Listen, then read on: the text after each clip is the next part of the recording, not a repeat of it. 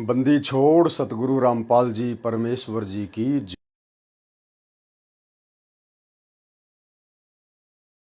बंदी छोड़ सतगुरु रामपाल जी परमेश्वर जी की जय हो। सत्साई भाई और बहनों, दया परमपिता परमेश्वर सारी सृष्टि के रचनहार कुल मालिक कबीर परमात्मा सतगुरु रामपाल जी भगवान की, जिनके शुभ आशीर्वाद से, जिनकी विशेष रजा से, दया दृष्टि से, कृपा दृष्टि से आप और हम सभी साध संगति से जुड़े हुए सत्सेवक भाई बहन, उन्हीं के तत्व ज्ञान को आधार बनाकर, उन्हीं की सत्य प्रेरणा से, उन्हीं के आशीर्वाद से सत भक्ति मार्ग पर दृढ़ता के साथ निरंतर अपने आत्म कल्याण हेतु आगे बढ़ रहे हैं। भाई और बहनों, इस कलयुग की बिचली पीढ़ी में सतगुरु रामपाल जी परमेश्वर जी की विशेष दया से आप और हमें साध संगतियाँ नसीब हुई हैं। साध संगतियों के माध्यम से ही हमने भक्ति मार्ग के गूढ़ रहस्यों को जाना है, पहचाना है, और हमारे दिलो दिमाग में, हमारे हृदय में, हमारी आत्मा में सतगुरु रामपाल जी को लेकर परमेश्वर जी के रूप में जो एक छवि बनी है, जो एक पिक्चर बनी है, ये केवल गुरु आशीर्वाद से साध संगति के माध्यम से ही संभव हुआ है। क्योंकि साध संगति से ही हमें गुरुदेव भगवान की पहचान हुई है। हम उनके सत्संगों को जान पाए, पहचान पाए, समझ पाए, उनके संकेतों को समझ पाए। ये सब कुछ साध संगति के माध्यम से परमेश्वर ने अपनी विशेष कृपा दृष्टि से संभव करवाया। तो इस महाउपकार के लिए हम पूज्य गुरुदेव भगवान का जितना धन्यवाद करें उतना ही थोड़ा है। तो भाई और बहनों, भक्ति और भगवान पुस्तक के ऊपर वीडियो बनाने की श्रृंखला जारी है, और इसी श्रृंखला में आज हमारा ये 10वां वीडियो है। और हिसार ज़िले के डोभी गांव के जिन गुरु भक्तों ने अपने पूज्य गुरुदेव भगवान सतगुरु रामपाल जी परमेश्वर जी की महिमा में एक पुस्तक निकाली थी 69 पेज की, जिसका नाम है कर पहचान छुड़ावन आयो, उस पुस्तक के ऊपर आज हमारा ये लास्ट वीडियो है।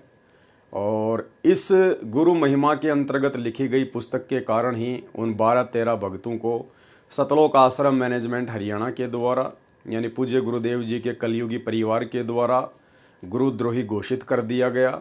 उनकी आश्रमों में, सत्संगों में नो एंट्री कर दी गई। जबकि आपने इस पुस्तक को लगभग पढ़ लिया है। आज इसके ऊपर लास्ट वीडियो है। आपको कहीं भी नहीं लगेगा कि एक भी शब्द उन आत्माओं ने अपने पूज्य गुरुदेव भगवान के खिलाफ निकाला हो। जिस प्रकार से उन्होंने अपने गुरुदेव भगवान की महिमा में पुस्तक लिखी है, अरे ऐसी पुस्तकें तो हर भगत को लिखनी चाहिए। हर भगत को ढेर लगा देना चाहिए, लिख लिख के, क्योंकि ये मौका गुरु महिमा का फिर नहीं मिलेगा। 4 युगों में केवल एक बार ही मिलता है, थोड़े से समय के लिए। और जो जितनी महिमा करेगा, जो जितना सत्संग करेगा, परमात्मा का गुणगान करेगा इस कलयुग में, पूज्य गुरुदेव भगवान कहते हैं वो परमात्मा को उतना ही प्यारा लगेगा, वो उतना ही नज़दीक रहेगा अपने गुरु जी के। इन आश्रमों में तो भगत भाई बहनों को आपस में चर्चा करने के लिए भी मना किया जाता है। अगर कोई 10 भगत मिलकर गुरुदेव का कोई शब्द गाएं तो भी उनको मना किया जाता है। इन आश्रमों में साध संगतियां नहीं होती हैं, ज्ञान चर्चा नहीं होती हैं। लेकिन गुरुदेव भगवान कह रहे हैं कि इस कलयुग में जो जितना ज़्यादा सत्संग करेगा, सत्संग का मतलब होता है गुरुदेव भगवान के ज्ञान के ऊपर चर्चा, विचार विमर्श, चिंतन मनन मंथन, जो जितना एक दूसरे भाई बहनों को समझाएगा। अब समझाने के तरीके अलग अलग हैं। परमात्मा ने सोशल मीडिया दी है, आप जी दिन रात वीडियो बनाइए। परमात्मा ने हमें इतने विशेष दे दिए, इतने टॉपिक दे दिए, इतनी पुस्तकें लिख दी, इतने सत्संग कर दिए। आप परमेश्वर की एक वाणी को पकड़कर वीडियो बनाओगे तो कम से कम आधा घंटा आपको लग जाएगा। मोबाइल भगवान ने आपके हाथ में दे दिए, सारी सुविधाएं आपके पास में हैं। कीजिए महिमा परमात्मा की, कौन मना कर रहा है? मना करेगा काल अपने एजेंटों के माध्यम से। और एजेंट वर्तमान में उस काल के धरती पर सतगुरु रामपाल जी परमेश्वर जी का कलयुगी परिवार है। ये जितने भी स्टेट कोऑर्डिनेटर, जिला कोऑर्डिनेटर, ब्लॉक कोऑर्डिनेटर हैं, ये लोग हैं जिनको काल ने अपने स्वार्थों में ढक दिया है। ये अपने स्वार्थों से ऊपर किसी को कुछ नहीं समझते, किसी को कुछ नहीं जानते, किसी को कुछ नहीं मानते। इन्हें केवल पैसा दिखाई देता है, अपनी मौज मस्ती दिखाई देती है, हराम की कमाई दिखाई देती है। लेकिन भाई और बहनों, ये कलयुग है, कलयुग की बिचली पीढ़ी है, और घर घर में गुरु जी की महिमा होगी। घर घर को परमात्मा आश्रम बनवा देंगे। और भक्तों के अंदर इतना ज्ञान दे देंगे, इतनी चेतना दे देंगे कि भगत ज्ञान को आधार बनाकर और अपने गुरु को ही भगवान मानकर इस भक्ति मार्ग पर दृढ़ता के साथ में आगे बढ़ेंगे। तो जिस पुस्तक के लिखने के कारण भगत भाइयों को गुरुद्रोही घोषित कर दिया गया, उनके आश्रमों में नो एंट्री कर दी गई, वो पुस्तक है कर पहचान छुड़ावन आयो। यानी पहचान करो अपने गुरुदेव भगवान की, जो हमें इस काल के बंधन से छुड़वाने के लिए सतलोक से चलकर आया है। ये वो भगत हैं जिनको गुरुद्रोही घोषित किया गया था। भगत संदीप दास सनोप श्री बलजीत दास, भगत ललित दास सनोप श्री सुभाष चंद्र जी, भगत पंकज दास सनोप श्री चांदराम जी, भगत आशीष दास सनोप श्री राजेश कुमार जी, भगत लखन दास सनोप श्री दशरथ जी, भगत अमित दास सनोप श्री फूल सिंह जी, भगत अजय दास सनोप श्री अशोक कुमार जी, भगत करण दास पता द्वारका दिल्ली, भगत शिवा दास फरीदाबाद हरियाणा, भगत गौरव दास भिवानी हरियाणा, भगत पुनीत दास, भगत रोहित दास उत्तराखंड, भगत आकाश दास फरीदाबाद हरियाणा। इन सभी की आश्रमों से सभी नामदान केंद्रों तथा सत्संग में नो एंट्री की जाती है।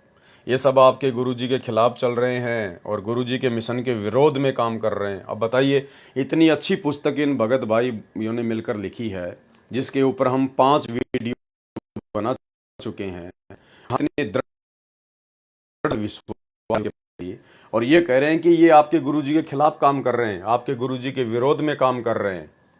यानी परमात्मा जो कहते हैं वो परम सत्य होता है कि फूटी ज्ञान विवेक की और अंधा है जगदीश, और चंपा कली को 500 मनी राम को 30।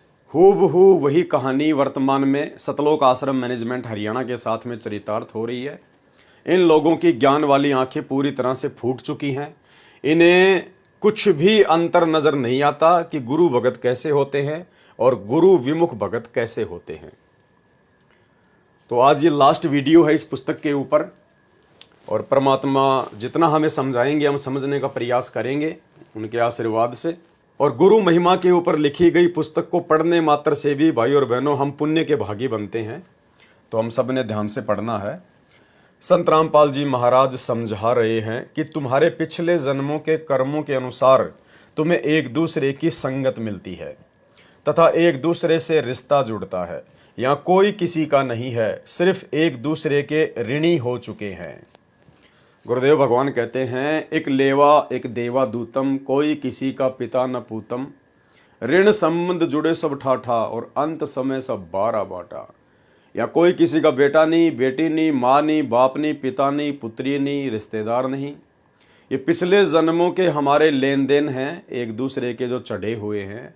कोई लेने आया है, कोई देने आया है। शरीर छूटने के बाद में कौन कहाँ जाएगा, कौन कहाँ जाएगा, किसी को कुछ नहीं पता। तो भाई और बहनों, अज्ञानता में हम केवल मोह ममता में एक दूसरे के साथ में उलझे पड़े हैं, अपना मान रहे हैं। बाकी ये सब परमात्मा की आत्मा है, परमात्मा के बच्चे हैं, और काल ने हम सबको यहाँ पे 21 ब्रह्मांड में उल्टे कर्मों में बांध दिया है, जिस कारण से एक दूसरे के ऊपर हमारा लेन देन बना रहता है और हम एक दूसरे के सगे संबंधी रिश्तेदार बनकर बेटा बेटी, माँ बाप, पुत्री जवाई आदि बनकर जन्म लेते रहते हैं और अपना ऋण कोई उतारता है, कोई चढ़ाता है। तो अब सतगुरुदेव भगवान ने आके हमें हकीकत बताई कि एक लेवा एक देवा दूतम, एक तो लेने आ रहा है, कोई देने आ रहा है। एक लेवा एक देवा दूतम, कोई किसी का पिता नहीं पूतम, ऋण संबंध जुड़े सब नाता और अंत समय सब 12 बाटा। मरने के बाद में सब 12 बाट हो जाएंगे, ना लेना ना देना। तो हमने ज्ञान को आधार बनाकर गुरुदेव के प्रत्येक वचन को अपने दिलो दिमाग में बैठाना है, अमल करना है, तभी हम सफल हो पाएंगे। उस ऋण को चुकाने के लिए रिश्ते नाते बनते हैं तथा हमारे इस संस्कार को हमें शांति और सहज भाव से संपूर्ण करना चाहिए। क्या कह रहे हैं भगत जी परमात्मा के आशीर्वाद से कि हम पिछले ऋण संबंधों के कारण जिन भी रिश्तों में बंधे हैं, चाहे बाप बेटे का रिश्ता हो, माँ बेटी का रिश्ता हो, भाई भाई का रिश्ता हो, भाई बहन का रिश्ता हो, और सतगुरु रामपाल जी परमेश्वर जी की शरण मिलने के बाद में परमात्मा तो अपनी शक्ति से, अपने सामर्थ्य से, अपने आशीर्वाद से उन ऋणों को हल्का करेंगे। अन्यथा जीव की बस की बात नहीं है कि ये ऋण मुक्त हो जाए। तो परमेश्वर का तो विशेष सपोर्ट, विशेष आशीर्वाद रहेगा ही रहेगा। साथ में हम मानव शरीरधारी प्राणी हैं, परमेश्वर ने हमें विशेष बुद्धि बख्शी है। तो गुरुदेव भगवान के आशीर्वाद से भगत जी लिख रहे हैं कि हमने भी आगे इन रिश्तों को बढ़ाना नहीं है मनमुटाव करके, लड़ाई झगड़ा करके, एक दूसरे के साथ में मारपीट करके, गाली गलौज करके। हमने सहज और शांति भाव से गुरुदेव के ज्ञान को आधार बनाकर कि भाई ये तो चलो आज मेरे को भगवान मिल गया, बहुत अच्छी बात है, परमात्मा मुझे सहारा देगा, अन्यथा ये रिश्ते तो मुझे निभाने ही थे, ये संस्कार तो मुझे मेरे पूरे करने थे, और मैं दुखी होके करता, परेशान होके करता, अपने बच्चों की मार खा खा के करता, गालियां खा खा के करता, गधा बन के कमा कमा के करता, और अब तो मुझे भगवान मिल गया, भगवान का सहारा मिल गया। अब तो परमात्मा 75% अपने आशीर्वाद से इन रिश्तों को समाप्त करेगा, खत्म करेगा, इन सारे ऋणों को चुकाएगा, और 25% हमने भी शांति दिखानी पड़ेगी, शील, संतोष, विवेक, दया, अक्षमा का परिचय देना पड़ेगा, घर में व्यर्थ में लड़ाई झगड़े से बचना पड़ेगा, क्योंकि परमात्मा कहते हैं कि ये काल तुम्हारे अंदर कुप्रेरणा करके आपस में लड़ाई झगड़े करवाता है, ये तुम्हारे रिश्तों को, तुम्हारे ऋणों को ये बढ़वाता है, ये घटवाता नहीं है, ये और ज़्यादा बढ़ाने का प्रयास करता है, मनमुटाव पैदा कर देगा। छोटी छोटी बातों को लेकर पति पत्नी में, बेटा बेटी में झगड़ा हो जाएगा, भाई भाई में झगड़ा हो जाएगा, एक छोटी सी बात को लेकर, एक छोटे से मकान को लेकर, छोटी सी ज़मीन को लेकर आपस में लड़ाई झगड़े हो जाएंगे, एक दूसरे के सिर पे चोट मार देंगे, वो मर जाएगा, वो मर गया, उसका ऋण चढ़ गया, अगले जन्म में फिर चुकाना पड़ेगा, जिसने मारा वो जेल में जाके बैठ गया, वो पूरी जिंदगी वहाँ पर जेल में जो है चक्की पीसेगा।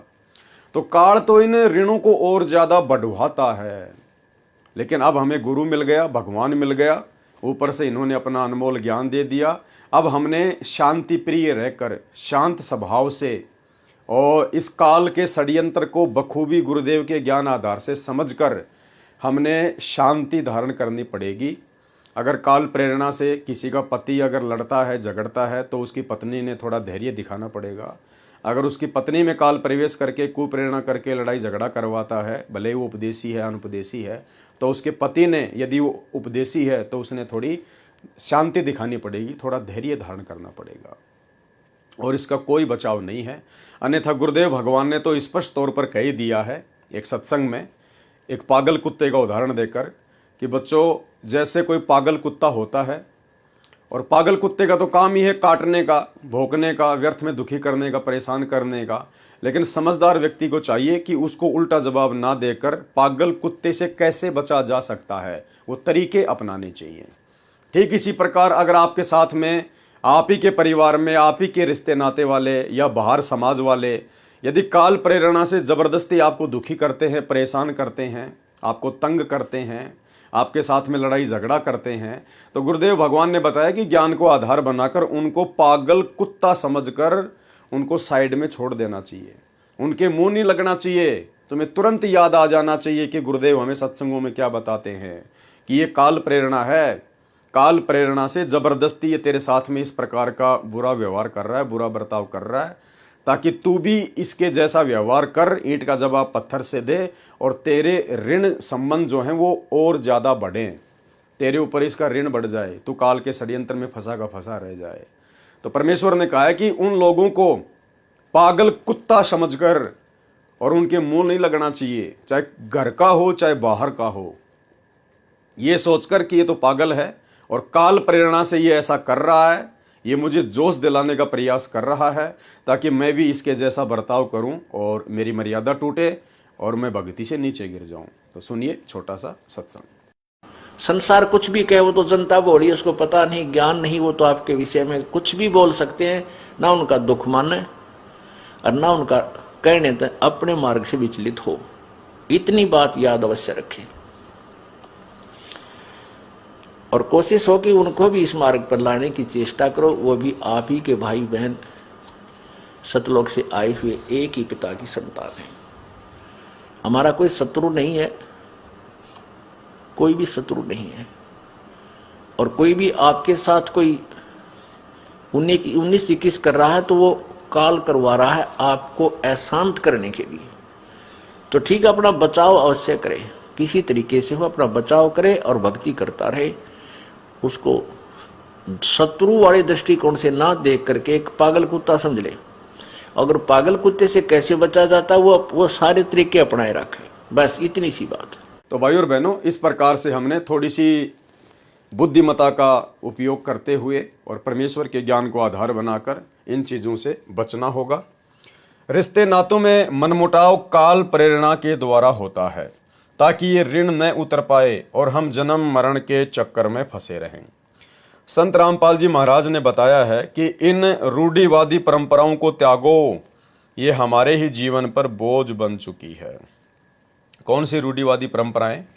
ये जितने भी त्योहार हैं जो व्यर्थ की परंपरा हैं, रूढ़िवादी परंपरा हैं। आज वर्तमान में कोई भी त्योहार मनाने का कोई किसी प्रकार का औचित्य नहीं है, केवल बकवाद का रूप ले चुके हैं। ये जितने भी त्योहार हैं, होली, दिवाली, रक्षाबंधन, मकर संक्रांति, ये सब बकवाद का रूप ले चुके हैं। मुर्गे काटना, बकरे काटना, शराब पीना, वातावरण को जो है प्रदूषित करना, इसके अलावा कुछ भी शेष नहीं है। केवल मनोरंजन के साधन बन चुके हैं, फालतू में आपकी जेब को ढीला करते हैं, आपके ऊपर बोझ हैं। तो अब हमें ज्ञान हो गया है, जिन्हें ज्ञान नहीं है उनको समझाने का प्रयास करना है, प्यार से, प्रेम से। नहीं माने तो उनको करने दो, हमें कोई दिक्कत नहीं है। लेकिन हमने गुरुदेव भगवान से अनमोल ज्ञान लेने के बाद अपने आत्म कल्याण के मार्ग में आगे बढ़ना है। जिस आत्म कल्याण के मार्ग में ये सभी त्योहार और जितनी भी व्यर्थ की परंपराएं हैं, शादी, विवाह, भात, छूचक, लेन देन, पीलिया, कोथली, सिंधारा, इन सब से हमने बचना चाहिए। और जो विधि हमारे गुरुदेव ने हमें बताई है शादी विवाह की, रमणीय जो पद्धति है, उसी हिसाब से हमने उनके मर्यादाओं में रहकर अपने बच्चों के संस्कारों को पूरा करना है। यहाँ 2 दिन का तो जीवन है और तुम परेशानियों में फंसे रहते हो तथा रूढ़िवादी परंपराओं में पिसते हुए परेशानी से गुजर रहे हो। पता नहीं इन परंपराओं का भुगतान हो या ना हो, उससे पहले मौत आकर हमें यहाँ से ले जाएगी और हमारा मूल काम परमात्मा प्राप्ति छूट जाएगा। कहने का मतलब है, काल का काम है आप और हमारे को उलझा के रखना, आप और हमारे को अपने इन परंपरावादी, रूढ़िवादी, व्यर्थ के काम धंधों वाले षड्यंत्र में फंसा के रखना, ताकि ये इंसान यहीं पे मरता रहे, यहीं पे खसता रहे, इन्हीं परंपराओं में उलझा रहे। इसको भक्ति और भगवान को लेकर कभी सोचने का टाइम भी ना मिले। इसलिए ये उसका भयंकर षड्यंत्र है। परमात्मा ने आकर हमें समझाया है, तो अब हमने समझने का प्रयास करना है। माली आवत देख कर कलियां करे पुकार, फूल फूल सब चुन लिए कल हमारी बार। यानी फूल तोड़ने के बाद में फिर वो पेड़ उखाड़े जाते हैं, वो कलियां फिर तोड़ी जाती हैं। हम इन रूढ़िवादी परंपराओं में मौत को भूल चुके हैं तथा अपने असली मकसद, अपने असली घर को भूल गए हैं। अभी भी वक्त है। संत रामपाल जी महाराज जी का सत्संग सुनो, उनकी आज्ञा का पालन करो, नहीं तो बहुत देर हो जाएगी। हमारी ये दुनिया और रिश्ते नाते सब झूठे हैं, हमारी सारी प्रीत झूठी है।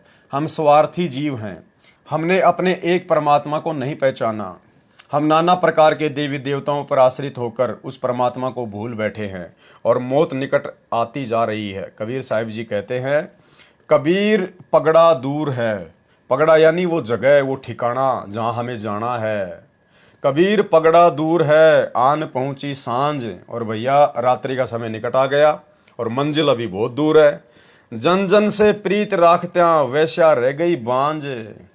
जन जन से प्रीत राखत्या वैश्या रह गई बांझ। हमने केवल अपने गुरुदेव भगवान, अपने परमात्मा, अपने इष्ट सतगुरु रामपाल जी परमेश्वर जी से ही प्रीत रखनी है। केवल उन्हीं को अपना इष्ट मानकर हमने उनकी पूजा करनी है, प्रत्येक आज्ञा का पालन करना है। ये व्यभिचारणी भक्ति हमने ना जाने कितने जन्मों में कितनी बार की है। आप और हमें कुछ भी हासिल नहीं हुआ है, केवल एक वैश्या की तरह हमने जीवन जिया है। ना जाने कितने प्रकार के देवी देवताओं को पूज के हम लोग वैश्या भक्ति करते आए हैं। अब हमें एक पूर्ण परमात्मा मिल चुका है, उनकी पहचान हो चुकी है। अब हमने अव्यभिचारणी भक्ति करनी है, जिसके विषय में गीता जी में स्पष्ट तौर पर कहा गया है। कबीर पगड़ा दूर है, आन पहुंची सांझ। जन जन से प्रीत राखत्या वैश्या रह गई बांझ। यदि कोई गणिका बनी हुई है तो उसके सैकड़ों यार मिलेंगे, परंतु वास्तव में उसका कोई नहीं होता। वह भ्रम में रहती है कि तुम्हें कितने लोग चाहते हैं। ठीक इसी प्रकार आज का मानव समाज है, जो परमात्मा को ना चाहकर तथा बंदी छोड़ सतगुरु रामपाल जी भगवान के ज्ञान पर न आश्रित होकर अपने मन मते के अनुसार अपना जीवन बर्बाद कर रहा है। नाना प्रकार के आडंबरों में लिप्त होकर स्वयं को भूल बैठे हैं। साल में 1 या 2 बार घर परिवार में रात जगाना व जागरण करना धार्मिकता कहलाने लगी है। यानी भक्ति को लोगों ने केवल इतना ही समझ लिया, इतना ही जान लिया कि साल 2 साल में कोई माता जी का जागरण करवा दो, किसी तीर्थ धाम पर चले जाओ, या कहीं कोई पदयात्रा पे चले जाओ, या कोई कावड़ ले आओ साल में एक बार, बाकी उल्टे काम करो, मुर्गे खाओ, शराब पियो, चोरी जारी कुछ भी करो, बस हम धार्मिक आदमी हैं। केवल धार्मिकता की लोगों ने इतनी सी परिभाषा बना ली है अपनी अज्ञानता के चलते। कबीर साहिब जी ने कहा है, रात जगावे रांडियां वेश्या गावे गीत। यानी इन देवी देवताओं की जो हम भक्ति करते हैं, जो आदि अधूरी भक्ति है, जिससे पूर्ण मोक्ष नहीं हो सकता है, हमें अपने भाग्य के अलावा कुछ ज़्यादा नहीं मिल सकता है।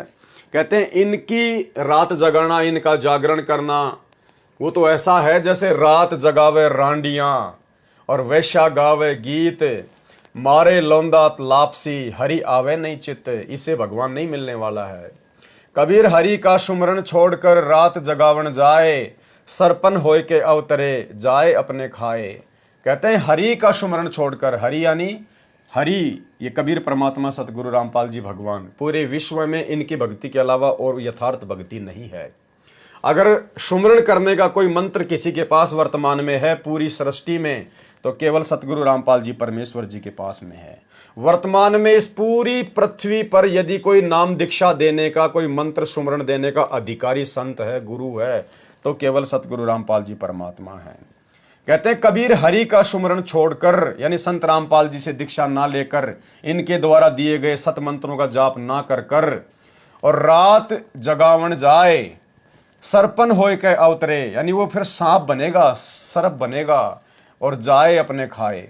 और सांप क्या करता है, जो मादा सर्प होता है वो क्या करता है, अपने जो बच्चे होते हैं, जो वो अंडे देती है, वो एक वो कुंडली मार लेती है चारों तरफ, और फिर वो अपने अंडों को फोड़ती है, और उनमें से जो बच्चे निकलते हैं उनको वो खुद ही खा जाती है।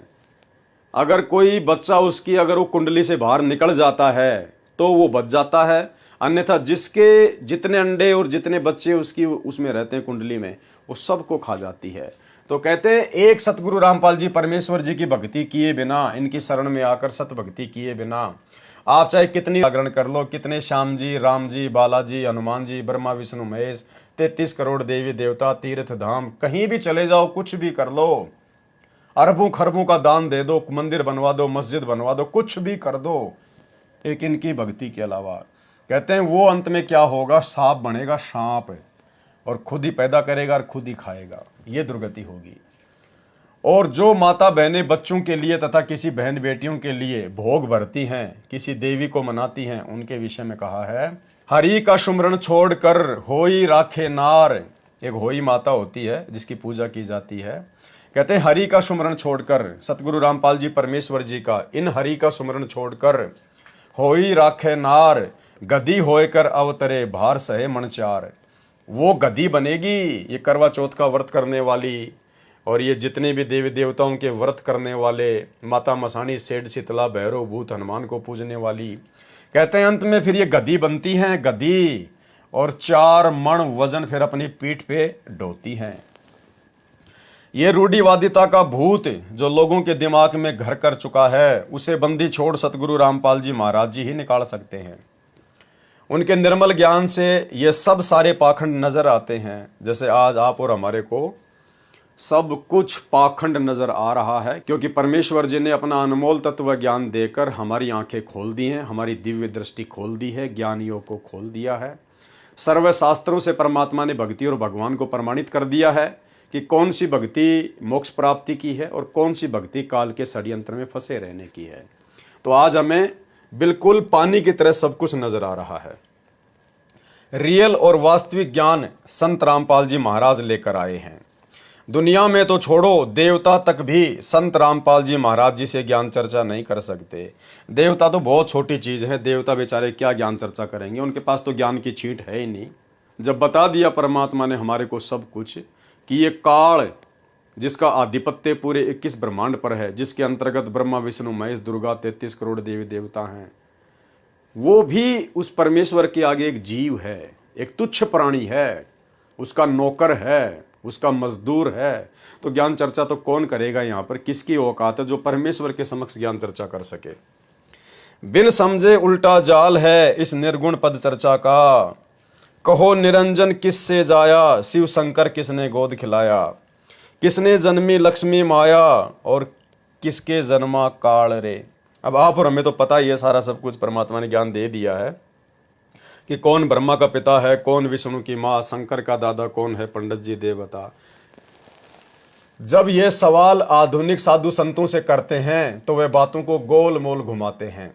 उन्हें खुद की उत्पत्ति के बारे में भी मालूम नहीं है, उन्हें कोई आत्म ज्ञान भी नहीं है, परमात्म ज्ञान होना तो दूर की बात है। बंदी छोड़ सतगुरु रामपाल जी महाराज ने ऐसा निर्णायक ज्ञान दिया है जिसके बाद जीव के दिल में कोई भ्रम नहीं रहता। सारे संशय सतगुरु रामपाल जी परमेश्वर जी के तत्व ज्ञान से ही समाप्त हो सकते हैं और दुनिया में दूसरा कोई ज्ञान, कोई समाधान नहीं है। और ज्ञान सब ज्ञान अड़ी, कबीर ज्ञान सो ज्ञान, जैसे घोड़ा तोप का करता चले मैदान।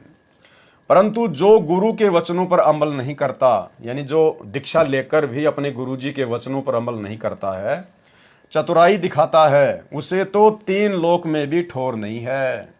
संत रामपाल जी महाराज जी के वचनों पर जो भी कोई शिष्य आपत्ति रखता है या विश्वास नहीं करता, वह तो पापी है। गुरु के वचनों को अपनी जान से भी ज़्यादा अहमियत देनी चाहिए। लेकिन इसके विपरीत सतलोक आश्रम मैनेजमेंट हरियाणा ये धार्मिक धंधे के रूप में आश्रम खोल खोल कर 90% नादान संगत को अपने पीछे लगाकर किस प्रकार से कभी राजनीति करवाता है, कभी बीजेपी को वोट, कभी कांग्रेस को वोट, कभी किसका समर्थन, कभी किसी पार्टी का समर्थन, कभी गुंडों की सीबीआई जांच का समर्थन, कभी उनको चंदे के रूप में भक्तों के दान का पैसा देना, कभी आरक्षणों में भक्तों को बैठा देना, धनाना गांव में स्टेडियम बना देना, आश्रम में हॉस्पिटल का काम शुरू कर देना, और दुनिया भर के ड्रामेबाजी वाले पाखंड, दुनिया भर के ड्रामेबाजी वाले काम इन सतलोक आश्रमों में शुरू कर देना। ये सब कुछ गुरु वचनों को तोड़ने के अंतर्गत आता है। अरे भैया, काल का लोक है, इतना ज्ञान लेने के बाद में दिल में डर बैठ जाना चाहिए, भय, कि परमात्मा कहीं कोई मर्यादाओं में चूक हो गई, आपकी आज्ञा में कोई चूक हो गई, आप नाराज हो गए तो हम तो गधे बनेंगे और फिर वो सारे के सारे कष्ट, दुख, परेशानियां जो कि त्यों। यहाँ तो नीची गर्दन करके दास भाव से, आधीन भाव से हमने डर डर के परमेश्वर की प्रत्येक सत्संग रूपी आज्ञा का पालन करते हुए अपने जीवन को सफल करना है। ये राजनीतियाँ भक्तों का काम नहीं है। ये जगत के साथ मिलकर बैठना, आरक्षणों में उनका सहयोग देना, उनके साथ में लड़ाई लड़ना, ये भक्तों के काम नहीं है। भगत के रूप में जो मूर्ख हैं, जो भेड़िए हैं, जो काल प्रेरित एजेंट हैं, ये उनके काम हैं। तो संगत को समझना चाहिए गुरुदेव के ज्ञान को आधार बनाकर कि तुम्हें किस प्रकार से परमात्मा के ज्ञान के विरुद्ध, सत्संगों के विरुद्ध वर्तमान में गुरुदेव के कलयुगी परिवार के द्वारा, इन कोऑर्डिनेटरों के द्वारा चलाया जा रहा है। अंत में धोखा खाओगे। एक बार की बात है, गुरु गोविंद सिंह महाराज जो सिखों के 10वें गुरु थे, अपने आसन पर बैठे थे।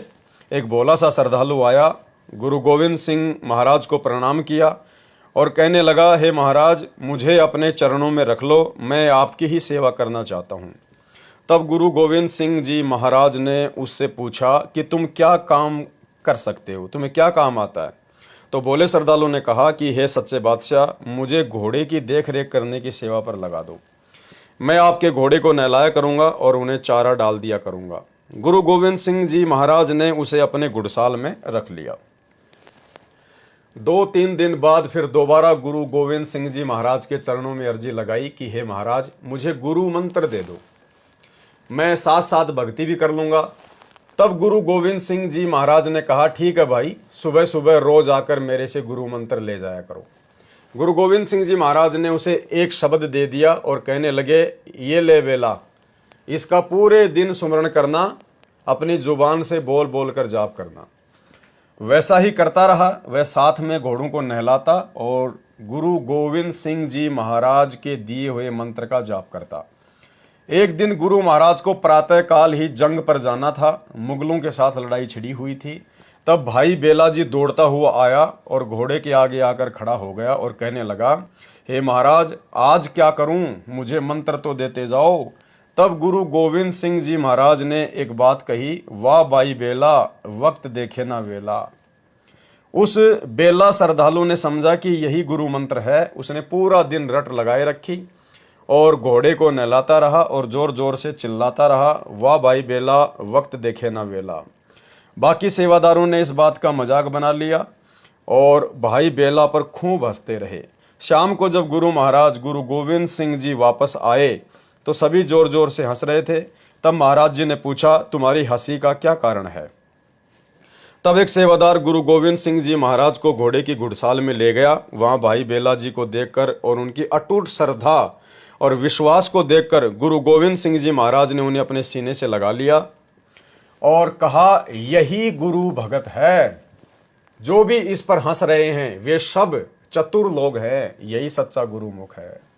इसलिए जो भी बंदी छोड़ सतगुरु रामपाल जी भगवान जी के वचनों पर शंका रखते हैं और चतुराई दिखाते हैं, वे सभी तो चोर हैं। बंदी छोड़ सतगुरु रामपाल जी महाराज के ज्ञान को प्राप्त करने के बाद हमेशा दीन, गरीबी और बंदगी अपने हृदय में धारण करनी चाहिए। अपने दैनिक जीवन में शांति और सुकून होना चाहिए। ये गुण महाराज जी से प्रेम करने और उनके दिए हुए भक्ति पथ पर चलने से ही प्राप्त होते हैं। कबीर साहिब जी कहते हैं, दीन गरीबी बंदगी साधु से आधीन, ताते संग में यूं रहूं जो पानी संग मीन। दीन गरीबी बंदगी सबसे आदर भाव, कहे कबीर सोई बड़ा जिसमें बड़ा स्वभाव। परंतु जो प्रधान बने फिरते हैं वे तो काल के द्वारा गुमराह किए हुए जीव हैं, जिनका अभी तक अभिमान नहीं गया। अपने इस मन को मान बढ़ाई में लगाने की बजाय भक्ति में लगा लो। गुरु की भक्ति पर कुर्बान हो जाओ। यह अवसर बार बार आने वाला नहीं है। अंत काल में रोने पीटने से क्या होगा?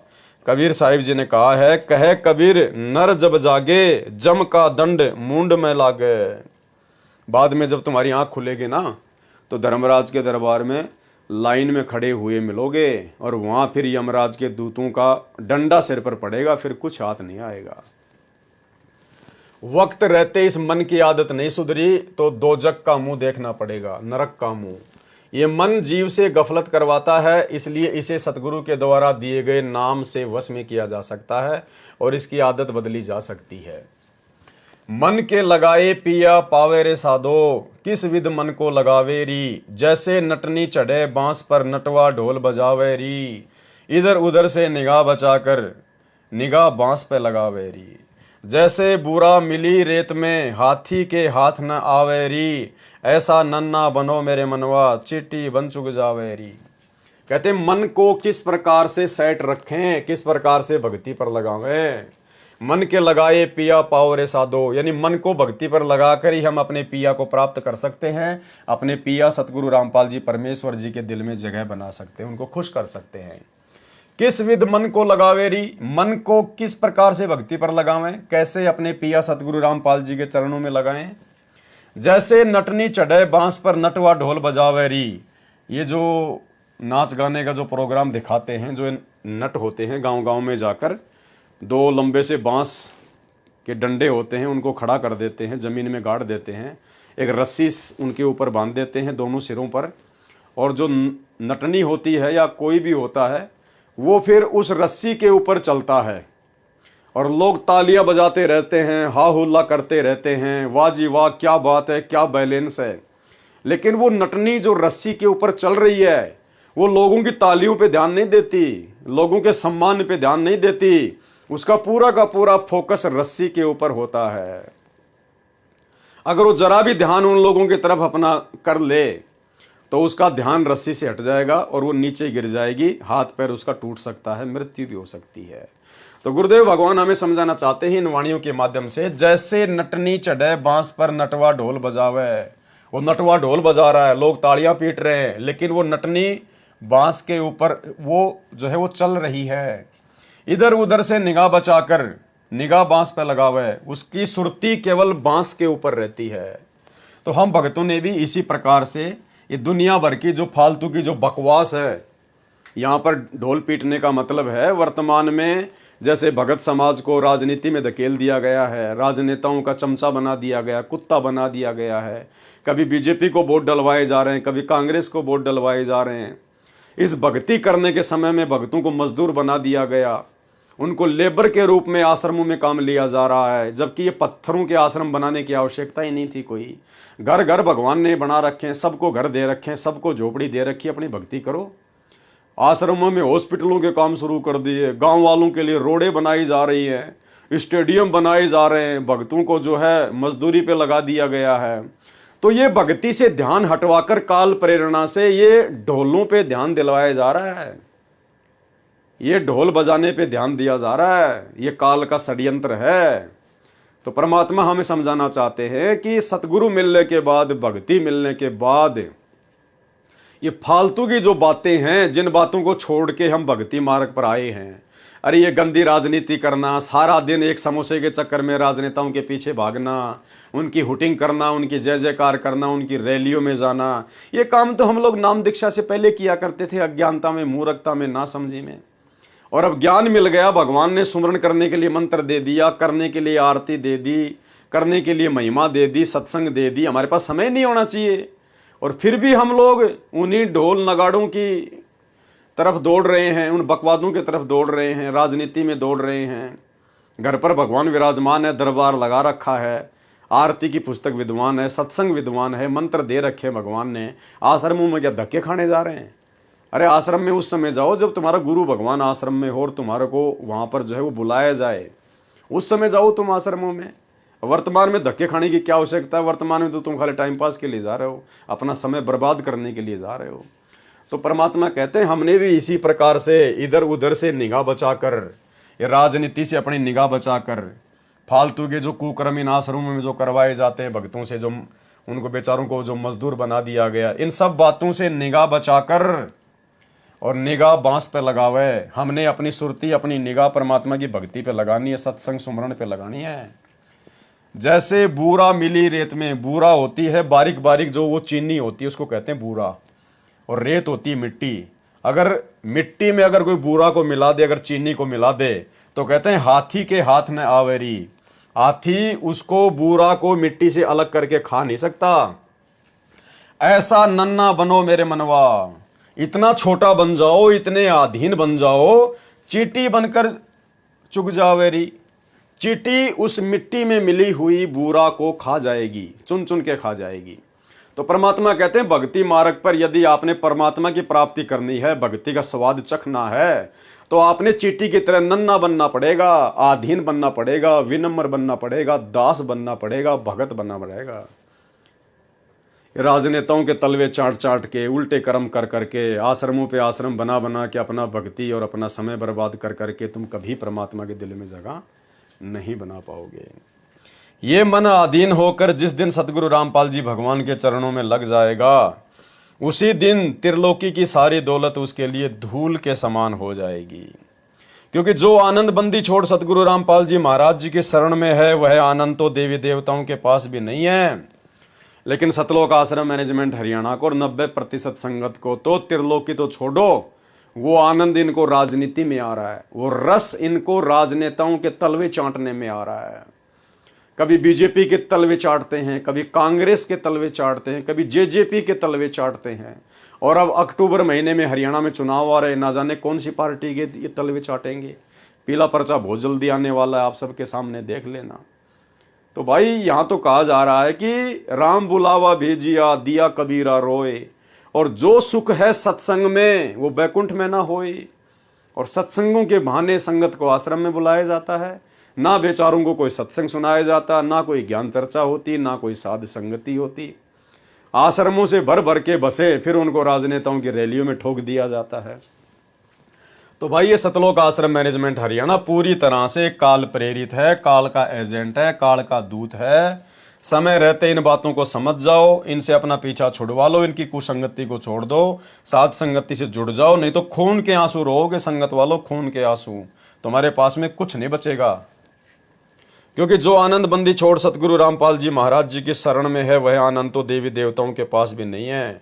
कबीर साहिब जी कहते हैं, राम बुलावा भेजिया, दिया कबीरा रोए, जो सुख है सत्संग में बैकुंठ में ना होए। पूर्ण संत सतगुरु रामपाल जी भगवान के चरणों में जो आनंद है, वह तो बैकुंठ में भी नहीं है। बैकुंठ यानी स्वर्ग, और स्वर्ग में क्या आनंद है भाई और बहनों? परमात्मा ने बता दिया हमें। इनके सारे देवी देवताओं के, ब्रह्मा विष्णु महेश के किस्से कहानियां, वहां तो वैश्यावर्ती चलती है, सरेआम नंगा नाच होता है बैकुंठ में, स्वर्ग में। क्योंकि वो तो होटल हैं, इस पृथ्वी पर जिसने जैसी साधना की, जिसने जैसी भक्ति की, जो कमाई की, उस आधार से भक्ति का भोग भोगने के लिए जाता है वो तो स्वर्ग में। स्वर्ग तो होटल है। जैसे कोई आदमी अपने क्षेत्र में कमाता है, काम धंधा करता है और महीने 20 दिन के लिए शिमला जाता है, मसूरी जाता है, वहाँ कोई होटल ले लेता है, पैसे जमा कराओ, जो भी वस्तु चाहिए आपको मिलेगी। तो स्वर्ग तो होटल हैं, वो तो मौज मस्ती की चीज़ें हैं। वहाँ तो वेश्यावृत्ति होती है, वहाँ तो सारे उल्टे काम होते हैं, नंगे डांस होते हैं वहाँ पर, वो तो मौज मस्ती का अड्डा है। वहाँ तो अपनी भक्ति को बर्बाद किया जा सकता है, भक्ति बनाई नहीं जा सकती है। और उनके चरणों में लगाकर ही मन की बुरी आदतें छूट सकती है। संत रामपाल जी महाराज जी की शरण में आकर उनकी संगत करके राम नाम की आदत लग जाती है, फिर कोई दुविधा, कोई दुर्मति नहीं रहती, फिर तो आनंद ही आनंद है, परमात्मा की छत्र छाया हमेशा बनी रहती है। हरि का सुमरण करो मन मीत, निर्मल होए तुम्हारा चित्त, यानी हे मन परमात्मा का सुमरण कर, हरि का सुमरण कर, सतगुरु रामपाल जी का सुमरण कर मेरे मीत, मेरे मित्र। निर्मल होए तुम्हारा चित्त, तुम्हारी आत्मा, तुम्हारा चित्त जो है निर्मल हो जाएगा, दूसरा कोई तरीका नहीं है। बंदी छोड़ सतगुरु रामपाल जी भगवान के शरण में आने के बाद जीव की कभी दुर्गति नहीं हो सकती। सतगुरु हर पल हमारे साथ है, हर पल हमारी रक्षा करता है। सतगुरु रामपाल जी भगवान के शरण में आने के बाद जीव के काल निकट नहीं आता, चाहे वह खोटा है, वह खरा है, जैसा भी है। जो सतगुरु का बन गया वह अनमोल हो गया। जैसे कोई बच्चा बिगड़ा हो तो माता उसकी पिटाई करके अपने आप सुधार लेती है, वह उसे पुलिस के हवाले नहीं करती। ठीक इसी प्रकार जो बंदी छोड़ सतगुरु रामपाल जी भगवान की शरण में आ गया, चाहे जैसा भी निर्लज्ज जीव हो, गुरुजी उसे अपने आप सीधा कर लेंगे, काल के हवाले नहीं करेंगे। लेकिन ऐसा नहीं है भाई और बहनों।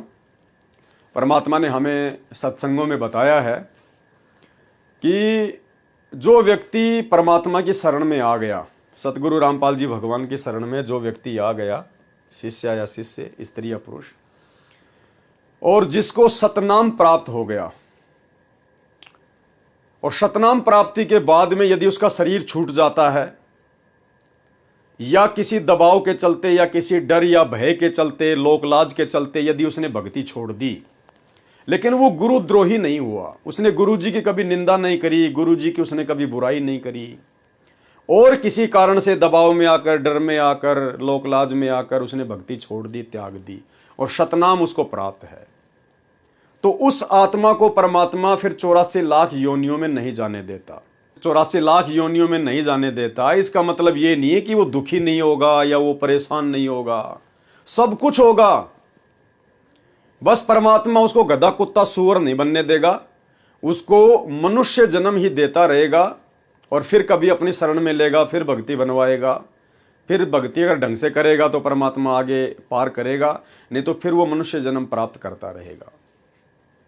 लेकिन वो मनुष्य जन्म प्राप्त करना भी एक प्रकार से नरक भोगने के समान है। मान लीजिए आज किसी ने लोकलाज में आके भक्ति छोड़ दी, उसको सतनाम मिला हुआ है, ऐसी बात नहीं है। जिसने प्रथम नाम ले लिया है और वो भी अगर किसी लोकलाज से भक्ति छोड़ देता है तो परमात्मा उसको भी 84 में जल्दी से नहीं जाने देता है, उस आत्मा को भी परमात्मा मौका देते हैं। लेकिन वो मौका किस काम का? अरे नरक तो भोगना ही पड़ेगा, क्योंकि दोबारा अगर भगवान की शरण में आएगा, मनुष्य जन्म प्राप्त करेगा, तो किसी माँ के पेट में तो आना पड़ेगा।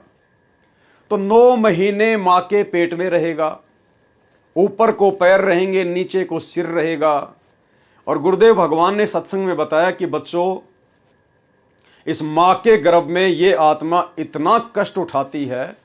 माँ के गर्भ को गुरुदेव भगवान ने नरक कुंड बताया, सबसे बड़ा नरक कुंड, कि 9 महीने ये आत्मा ऊपर को पैर, नीचे को सिर, इसको इतना कष्ट होता है जितना कष्ट किसी व्यक्ति की 100 साल की उम्र हो। और 100 साल तक यदि उसको कोढ़ लग जाए, कोढ़ जैसा भयंकर रोग कोई दूसरा नहीं होता। पूरा शरीर में मवाद, मक्खियां भिनभिनाती रहती है, बदबू मारती है, चीस चलती है, दर्द होता है, पीड़ा होती है। कहते हैं किसी व्यक्ति की 100 साल की उम्र है और 100 साल यदि उसको कोढ़ जैसा भयंकर रोग लग जाए, उससे भी 100 गुना ज्यादा कष्ट ये जीव आत्मा 9 महीने मां के गर्भ में वो नरक भोगती है। तो क्या फायदा वो बार बार जन्म लेने का? नरक तो हमने भोग ही लिया। फिर माँ के गर्भ से बाहर आए, तो बाहर आते कौन सा हमारे को ज्ञान हो जाएगा? ज्ञान तो फिर परमात्मा कभी अपनी शरण में लेगा, 40 साल की उम्र में या 50 साल की उम्र में, जैसे भी है तब होगा ज्ञान। तो उससे पहले हमारे संस्कारवश हमारे साथ में सारी दुर्घटना घटेगी, हमारी आंख भी फूटेगी, हमारा कभी एक्सीडेंट में हाथ भी कटेगा, पैर भी कटेगा, हमारे ऑपरेशन भी होंगे, हमें बीमारियां भी लगेंगी, हमारी आंखों के सामने हमारा बेटा भी मर जाएगा, हम भी अकाल मौत मर जाएंगे। तो कष्ट वो के वो सारे के सारे, वही पेट की चिंता, वही बाल बच्चों की चिंता, शादी विवाह की चिंता, नौकरी काम धंधे की चिंता। तो कष्ट वो के वो, परेशानियां वो की वो। भाई हमें परमात्मा अपनी शरण में लेते आ रहे हैं। आज हमें गुरुदेव ने बता दिया कि जिनको ये ज्ञान सुनते ही समझ में आ जाता है, जो ज्यादा वाद विवाद नहीं करता है, वो मनुष्य जन्म प्राप्त करता हुआ आ रहा है। तो ठीक है, हम लोग मनुष्य जन्म प्राप्त करते आ रहे हैं, लेकिन गुरुजी की शरण में आने से पहले हम कौन से शांति में थे? हमें तो वही चिंताएं थी, वही परेशानियां थी, काम धंधे को लेकर, रिश्तेदारियों को लेकर, ब्याह शादी को लेकर, पढ़ाई को लेकर, नौकरी को लेकर। हमारे साथ में एक्सीडेंट भी हो रहे थे, लड़ाई झगड़े भी हो रहे थे, मानसिक अशांति भी थी, उल्टे काम भी कर रहे थे, बुरे काम भी कर रहे थे। तो कहाँ सुख था जीवन में? तो भाई और बहनों, कहने का मतलब है हमने अपने जीवन को बढ़ाना नहीं है। आज हमें जो बातें समझ में आ गई है भक्ति मार्ग की, साथ संगति से जुड़े हुए सत्सेवक भाई बहनों को जिस कदर परमात्मा का तत्व ज्ञान समझ में आ गया है उनके आशीर्वाद से, भाई और बहनों उम्मीद मत करना कि अगर इस जन्म में रह गए तो अगले किसी जन्म में ये ज्ञान इसी प्रकार से समझ में आ जाएगा। ये तो कोई समय होता है, कुछ संयोग होता है, कोई संस्कार होता है कि परमात्मा की ऐसी दया होती है। इसलिए हमने तो पूरी कोशिश इसी मनुष्य जन्म में यहां से बाहर निकलने की करनी है। अपनी तरफ से हमने कोई गफलत किसी प्रकार की नहीं करनी है भक्ति पर। बाकी सतगुरु की अपनी मौज है, ये परमात्मा इस जन्म में पार करे, अगले जन्म में करे ना करे, हमारी वहां पर कोई दाल नहीं गलने वाली है। हमारा काम है केवल गुरु की भक्ति करना, गुरु के वचन में रहना, गुरु की मर्यादाओं में रहना, गुरु को हर संभव खुश करना, प्रसन्न करना। जिन बातों से गुरु दुख पावे उन बातों को दूर भगावे। ये राजनीति, आरक्षणबाजी, गुंडों के साथ में बैठना, स्टेडियम बनाना, दुनिया वालों को जो है वो खुश करना अपने स्वार्थ के लिए, ये काम हमने नहीं करना। इन समस्त कार्यों से गुरु जी दुखी होते हैं, परेशान होते हैं। परमात्मा कहते हैं साधु सेती मस्करी और चोरा नाल खुशहाल और मल अखाड़ा जीतेंगे युगन युगन के माल। ये सतलोक आश्रम मैनेजमेंट हरियाणा वाले, गुरु जी के परिवार वाले और इनके पीछे अंधी होकर चल रही 90% संगत, ये साधुओं के साथ तो मस्करी करते हैं। अरे हम साधु हैं, हम संत हैं, भगत हैं, तुम्हारे भगत भाई हैं, हमारे साथ तो तुम मजाक करते हो, गालियां निकालते हो, गुरुद्रोही कहते हो। और चोरा नाल खुशहाल और वो जगत वाले, गांव वाले, राजनीति वाले, इनके साथ तुम मिलके बैठते हो, हंसी मजाक करते हो। कहते हैं मल अखाड़ा जीतेंगे युगन युगन के माल। ये तो परमात्मा के सत्सेवक बच्चे, साथ संगति से जुड़ी हुई आत्माएं, ये युगन युगन के पहलवान है, ये जीतेंगे, ये भक्ति रूपी अखाड़ा।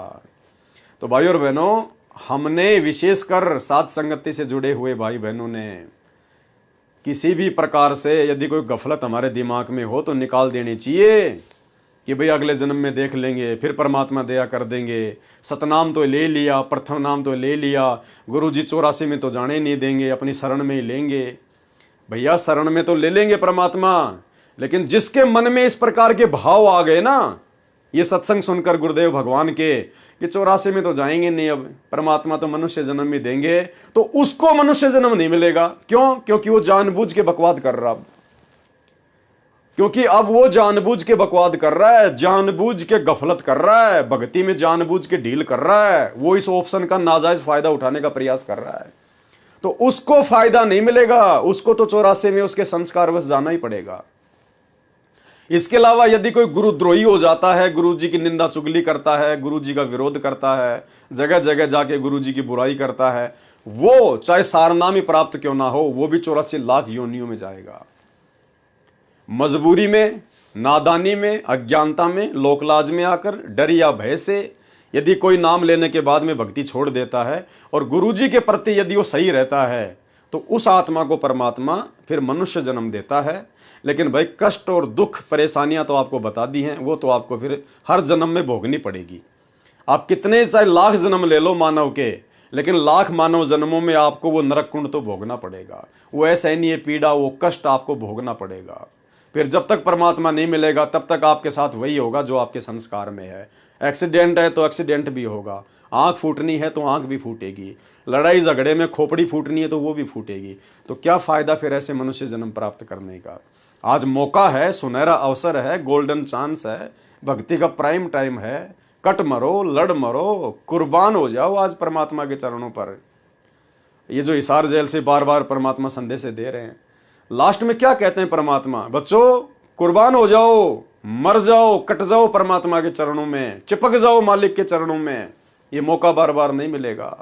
तो अब हमने साथ संगति से जुड़े हुए भाई बहनों ने इस अनमोल मौके को चूकना नहीं है। अब हमने हमारे मनुष्य जन्म को आगे बढ़ाना नहीं है, इसी मनुष्य जन्म को लास्ट मनुष्य जन्म बनाकर भक्ति करना है। तू ही तुतकारे थी, जपे था जपा जाप, और बाहर आके भरम गया तो बहुत करत है पाप। माँ के पेट में तो तू ही ये भगवान बचपक्ष बाहर निकाल दो, आपको बोलूंगा नहीं, तू ही, तेरे बिना कोई नहीं हमारा, तू ही तुतकारे थी, वहां जपता जपा जाप, और बाहर आके भरम गया तन बहुत किए अब पाप। तू ही तुतकारे थी, रंकार धुन ध्यान, कद तड़प तड़प का मालिक ने याद करे था अंदर से कसक के साथ। जिन यो साज बनाई या जाकू ले पहचान, जठरग्नि से राखिया ना साई गुण भूले, ओ साहेब दर हाले है क्यों बोवे है सूल। क्या बताते हैं, उस परम पिता की गुणों को भूला मत भाई, जिसने तेरी ऐसी आपत्ति में रक्षा की माँ के पेट में। सबसे भयंकर दुख है माँ के गर्भ में आपको। एक प्राणी का 100 वर्ष जीवन और 100 वर्ष कोड लग जा, उससे भी ज्यादा दुख 9 महीने के अंदर इस गर्भ के अंदर आप काट कर बाहर आते हो, और बाहर आते भूल जाते हो, क्योंकि बिना ज्ञान के बगैर सत्संग के हम ऐसे धोखा खाते रहे। जठरग्नि से राखिया ना साई गुण भूले, उस माँ के पेट में आग बढ़े थी, वहां भी तेरी रक्षा की। जैसे होली को, प्रहलाद को होली से बचाया था, ऐसे ही माँ के पेट में होली है, उसके साथ तेरी रक्षा की परमात्मा ने। ना साई गुण भूल, उस परम पिता के गुणों को भूला मत, और ओ साहेब दर हाल है क्यों बोवत है सूल। क्यों परमात्मा आज भी है, तू ये खोटे कर्म ना करे, चोरी ठगी रिश्वतखोरी बकवाद है, इन छोड़ दे, आज भी इतना वो तेरे अवश्य देगा।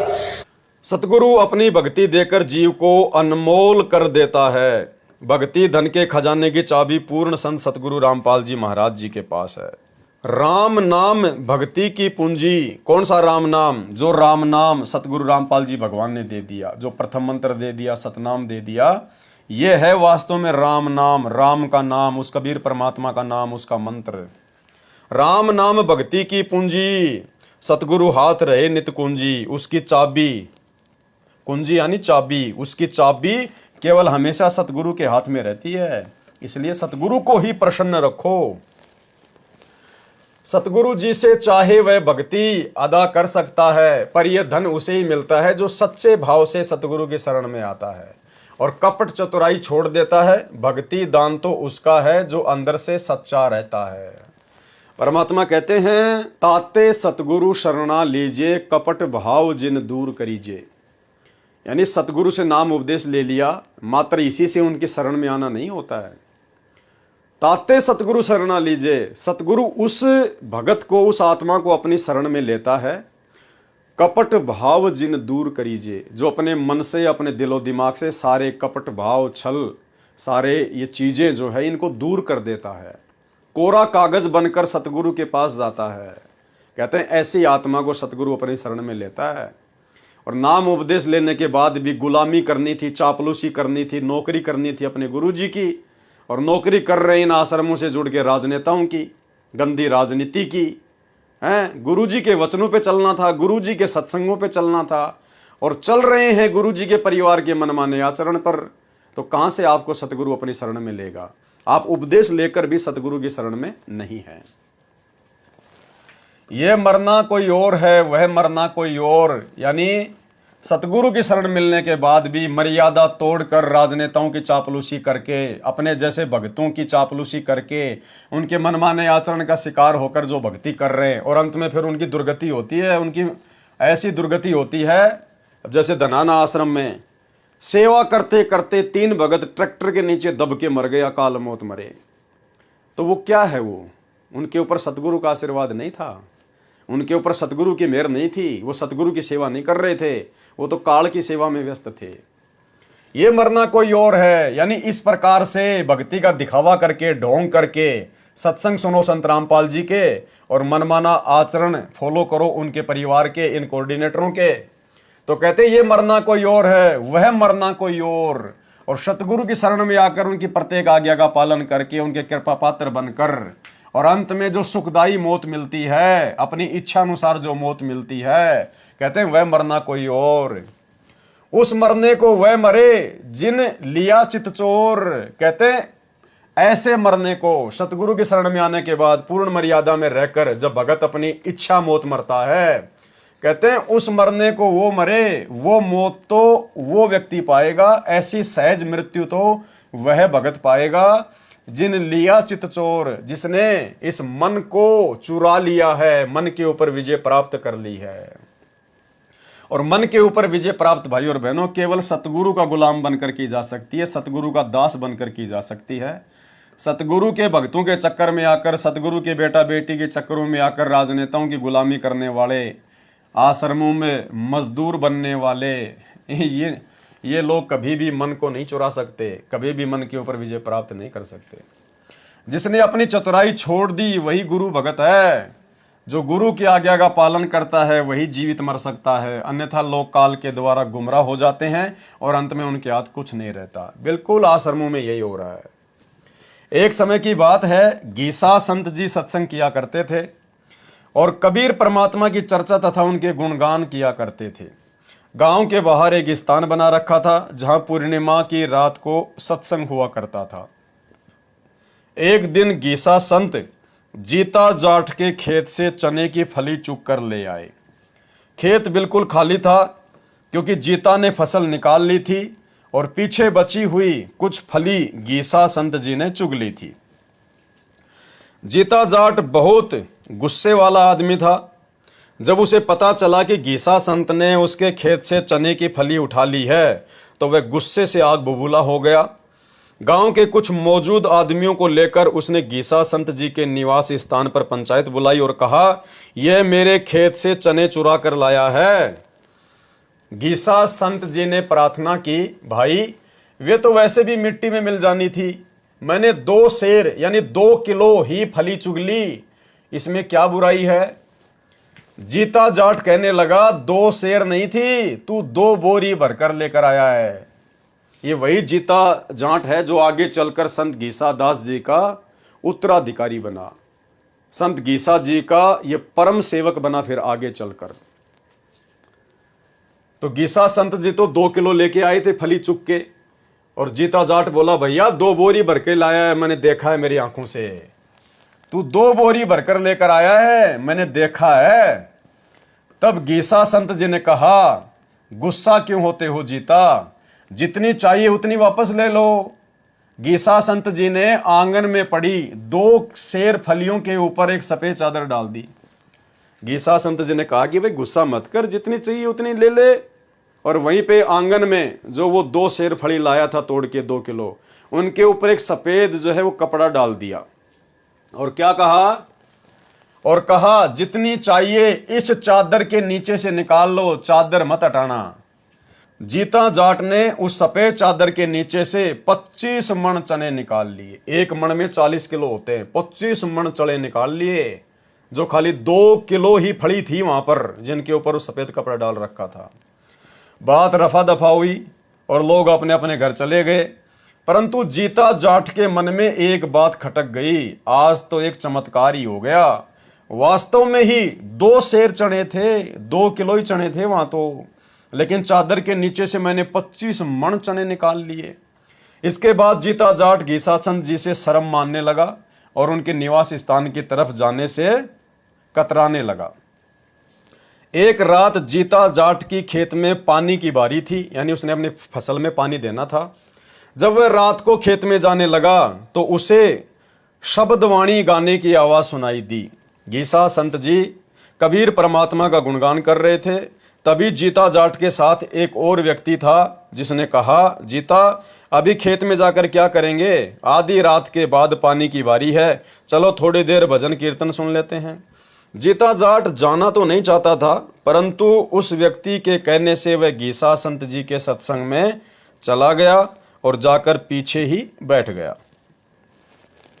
सत्संग इतना प्यारा था कि मन को सुकून मिलने लगा और वहीं पर उसे नींद आ गई। जीता जाट वही सो गया, नींद आ गई। जब उसकी आंख खुली तो सुबह हो चुकी थी और वह पानी लगाना भूल गया। उसे बड़ा दुख हुआ कि इस गीसा के कारण मेरे खेत की सिंचाई नहीं हो पाई। फिर भी उसने अपने मन को काबू में किया। सभी लोग गीसा संत जी के चरण स्पर्श करके अपने अपने घर जा रहे थे। जीता जाट भी शर्म के मारे उन्हीं लोगों के पीछे पीछे गीसा संत जी के पांव छूने पहुंचा। जैसे ही उसने गीसा संत जी के चरण स्पर्श किए तो उसके हाथों में गिल्ली मिट्टी लग गई। ये देखकर जीता जाट बोला, गीसा तू तो यहीं पर बैठा है पूरी रात, फिर तेरे पांव गिल्ली मिट्टी में क्यों भरे हुए हैं? इतनी बात सुनकर गीसा संत जी ने फरमाया, भाई जीता तू तो यहां सत्संग में सो रहा था, मैंने सोचा तुझे क्यों उठाऊं। मैंने तेरे खेत में पानी लगाया है, अब तू चिंता मत कर। इस बात पर जीता जाट को विश्वास नहीं हुआ। वह खेत में जाकर देखता है तो पूरा खेत पानी से भरा हुआ था। यह देखकर उसने अपने पड़ोसी से पूछा, मेरे खेत में रात को कौन पानी दे रहा था? पड़ोसी ने कहा, क्या बात करते हो जीता, तू ही तो था जो पूरी रात खेत में पानी दे रहा था। ये बात सुनकर जीता जाट को अपने अभिमान पर शर्मिंदगी महसूस हुई और वह फूट फूट कर रोने लगा। फिर सीधा गीसा संत जी के चरणों में आकर गिर गया और कहने लगा, हे मेरे मालिक मुझे माफ़ कर दे, मैं बहुत अभिमानी व्यक्ति हूँ जो मैंने तुझे अभी तक पहचाना नहीं। मैंने तुम्हें बहुत दुख दिया है, हो सके तो मुझे माफ़ कर देना। भाई और बहनों, ऐसी ऐसी तो ना जाने कितनी घटनाएं परमेश्वर सतगुरु रामपाल जी के भक्तों के साथ में वर्तमान में भी हो चुकी हैं, क्योंकि ये वही परमात्मा है जिसने गीसा संत के रूप में लीला की थी। ये वही परमात्मा है जिसने मलुकदास जी के रूप में, नानक जी के रूप में, दादू जी के रूप में अपनी अनेकों लीलाएं की और लोगों में भक्ति और भगवान के प्रति विश्वास को बढ़ाया। एक सत्संग में परमात्मा ने हमें समझाया कि एक रामो नाम की बहन थी और जिसका बेटा जो है वो कुसंगत में पड़कर चोरी करने लग गया था, शराब पीने लग गया था और विधवा थी वो। और उस नगर में एक संत आए हुए थे। यही कबीर परमात्मा आते रहते हैं अपनी आत्माओं को संभालने के लिए। तो नगर वासियों ने हर एक दिन गुरुजी को भोजन करवाने का समय बांट रखा था, बारी बांट रखी थी। तो एक बहन का नंबर था। उस दिन उस बहन की भैंस ने दूध नहीं दिया। अब उसने सोचा कि आज गुरुजी के लिए भोजन कैसे बनाऊं, खीर कैसे बनाऊं।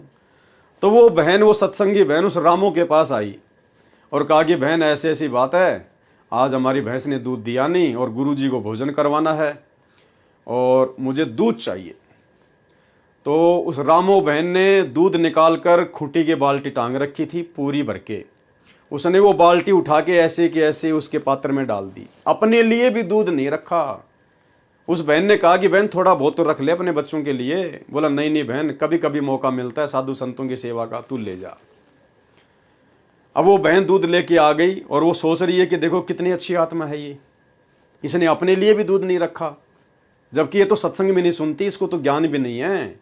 अगर मेरे से कोई दूध मांगने आता तो मैं भी पूरा का पूरा दूध नहीं देती।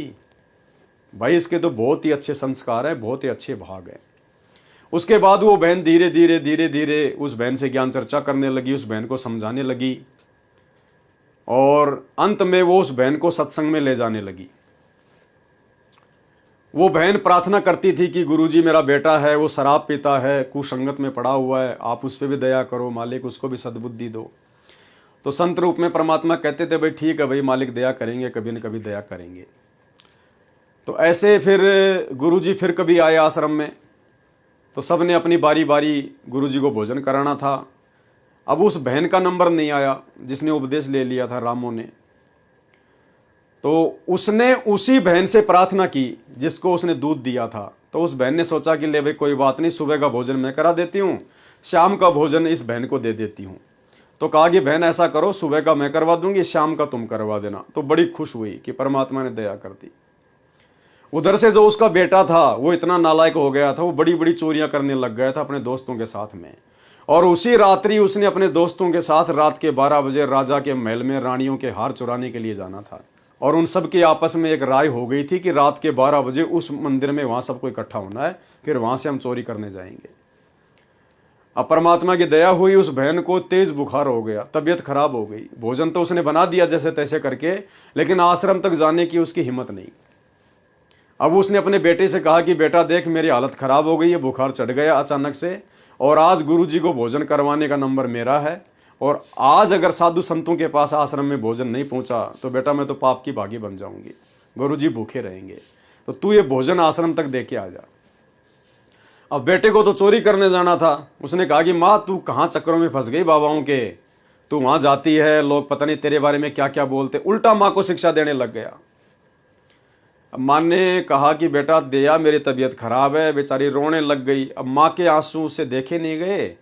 उसने देखा रही है 2 किलोमीटर पे आश्रम है और अभी तो टाइम पड़ा है, 4 घंटे पड़े हैं, रात के 12 बजे जाना है वहाँ। तो लाला बोले माँ फटाफट ला। तो माँ ने पैक कर दिया, वो लेके फटाफट और आश्रम में पहुँच गया। आश्रम में जाके बोला महाराज बोले खा लो खाना वाना, फटाफट दे दो, बोले बर्तन मेरे को जाना है। आश्रम वालों ने देखा भाई आज उस बहन का लड़का आ गया, हो सकता है इसको ज्ञान समझ में आ गया हो, महाराज जी की दया हो गई हो। तो उसने कहा कि भाई महाराज जी कहाँ हैं? बोले महाराज जी तो अभी घूमने गए, आ रहे हैं अभी थोड़ी देर में। महाराज जी आ गए। अब महाराज ने सोचा लड़का आया है, 2-4 बातें इसको बता दूं, क्या पता भक्ति पे लग जाए, इसका भला हो जाए, आत्म कल्याण हो जाए। तो महाराज जी उसको समझाने लगे, प्रवचन देने लगे। तो वो लड़का कहने लगा महाराज जी ज़्यादा शिक्षा देने की जरूरत नहीं है, फटाफट खाना खाओ और बर्तन मेरे को दो, यहाँ से जाना मेरे को।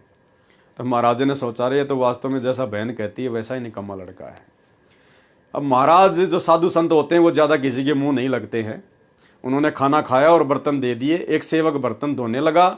उसने कहा कि नहीं नहीं मैं अपने घर पे धो लूँगा, उसको तो चोरी करने जाना था, जल्दी से काम निपटाना था। बोला दे दो जूठे बर्तन, मैं घर पे धो लूँगा। वो तो लेके बर्तन और वहीं से डांग ठोक दी दौड़ के। रास्ते में उसके पैर में कांटा चुभ गया और कांटा भी अंदर तक चला गया। परमात्मा की दया थी, खेल थे सतगुरु के। वो इतना लंगड़ा कर चलने लगा कि कई देर में घर पे पहुंचा और जाते ही माँ को भला बुरा कहने लगा कि मैं तेरे को पहले ना कहता था, ये काहीं के संत हैं, काहीं के बाबा हैं, मैं तो तेरे साधु संतों को भोजन कराने गया और मेरे पैर में कांटा चुभ गया और बस इतनी शक्ति है क्या तेरे बाबाओं में, और फलाना दिखना। अब माँ ने देखा रहे ये नालायक भाई बड़ी मुश्किल से तो आश्रम में गया था और आज ही इसको कांटा लगना था। उसने गुरुजी में कोई दोष नहीं देखा उस माँ ने। उसने अपने भाग्य को जो है उसने कोसा कि मैं ही निर्भागी हूँ। चलो जैसे भी था, अब रात को वो जो थे भाई लोग राजा के महल में चोरी करने की सोच रहे थे। उन्होंने देखा रे 12 बज गए, अभी तक तो वो आया नहीं और लगता है वो अब आएगा भी नहीं, तो चलो अपन चलते हैं चोरियां करने। तो वो राजा के महल में प्रवेश कर गए। अब सैनिकों ने उनको पकड़ लिया, पकड़ के सुबह राजा के सामने पेश कर दिया और कहा कि महाराज जी इतने खूंखार चोर हैं, ये राजा के महल में चोरी करने से नहीं डरते तो आम जनता को क्या समझेंगे, इनको तो सख्त से सख्त सजा देनी चाहिए। तो उस समय सख्त से सख्त सजा थी सूली तोड़ना, सूली की सजा। यानी एक 5-6 फुट का एक भाले नुमा एक वो होता था लोहे का सरिया ऊपर से पहना भाले की तरह, और उसके ऊपर एक वो चकड़ा जो है बांध दिया जाता था और चकले के बीच में छेद करके वो जो सरिया होता था वो यूं रखा जाता था और उस चकले के ऊपर व्यक्ति को बैठा दिया जाता था और वो भाले का जो नुकीला सिरा होता था वो उसकी गुदा द्वार से निकलकर धीरे धीरे धीरे धीरे धीरे धीरे उसकी खोपड़ी से निकलता था यूं। इतनी भयंकर सजा दी जाती, तड़प तड़प के मरता था वो। तो उनको सूली की सजा का अनाउंसमेंट कर दिया और सुबह सूली तोड़ने से पहले पूरी की पूरी जो है वो पब्लिक में उनको गधों पे बैठा के या जैसे भी मुंह काला करके और ढोलक बजाते हुए पूरी नगरी में उनको घुमाया गया ताकि और लोगों को भी शिक्षा मिले कि चोरी नहीं करनी चाहिए। अब जैसे ही उस माँ और बेटे के घर के पास से वो ढोल बजते आ रहे थे तो वो भी देखने के लिए बाहर खड़े हो गए भी क्या आ रहा है क्या नहीं आ रहा। अब वो लड़का पहचान गया अपने साथियों को, ओहो ये तो वही है भाई, अगर रात को मैं भी चोरी करने जाता तो मेरे साथ भी यही होना था।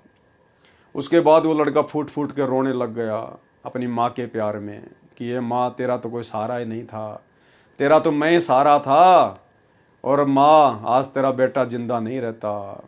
माँ ने कहा क्यों भाई, मेरा बेटा क्या चोर है कोई, मेरा बेटा क्या चोरी करता है? उसने कहा हाँ माँ, तेरा बेटा चोरी भी करने लग गया था, और माँ बुलाओ तेरे गुरुजी का, जो मैं आश्रम में चला गया मेरे पैर में कांटा लग गया और मैं रात को 12 बजे इन लोगों के साथ में राजा के महल में चोरी करने नहीं पहुंच पाया, नहीं तो माँ आज तेरा बेटा भी पकड़ा जाता और आज तेरे बेटे को भी सूली तोड़ी जाती और तू कैसे जीती। दोनों आपस में एक दूसरे के बांध भर के रोने लग गए।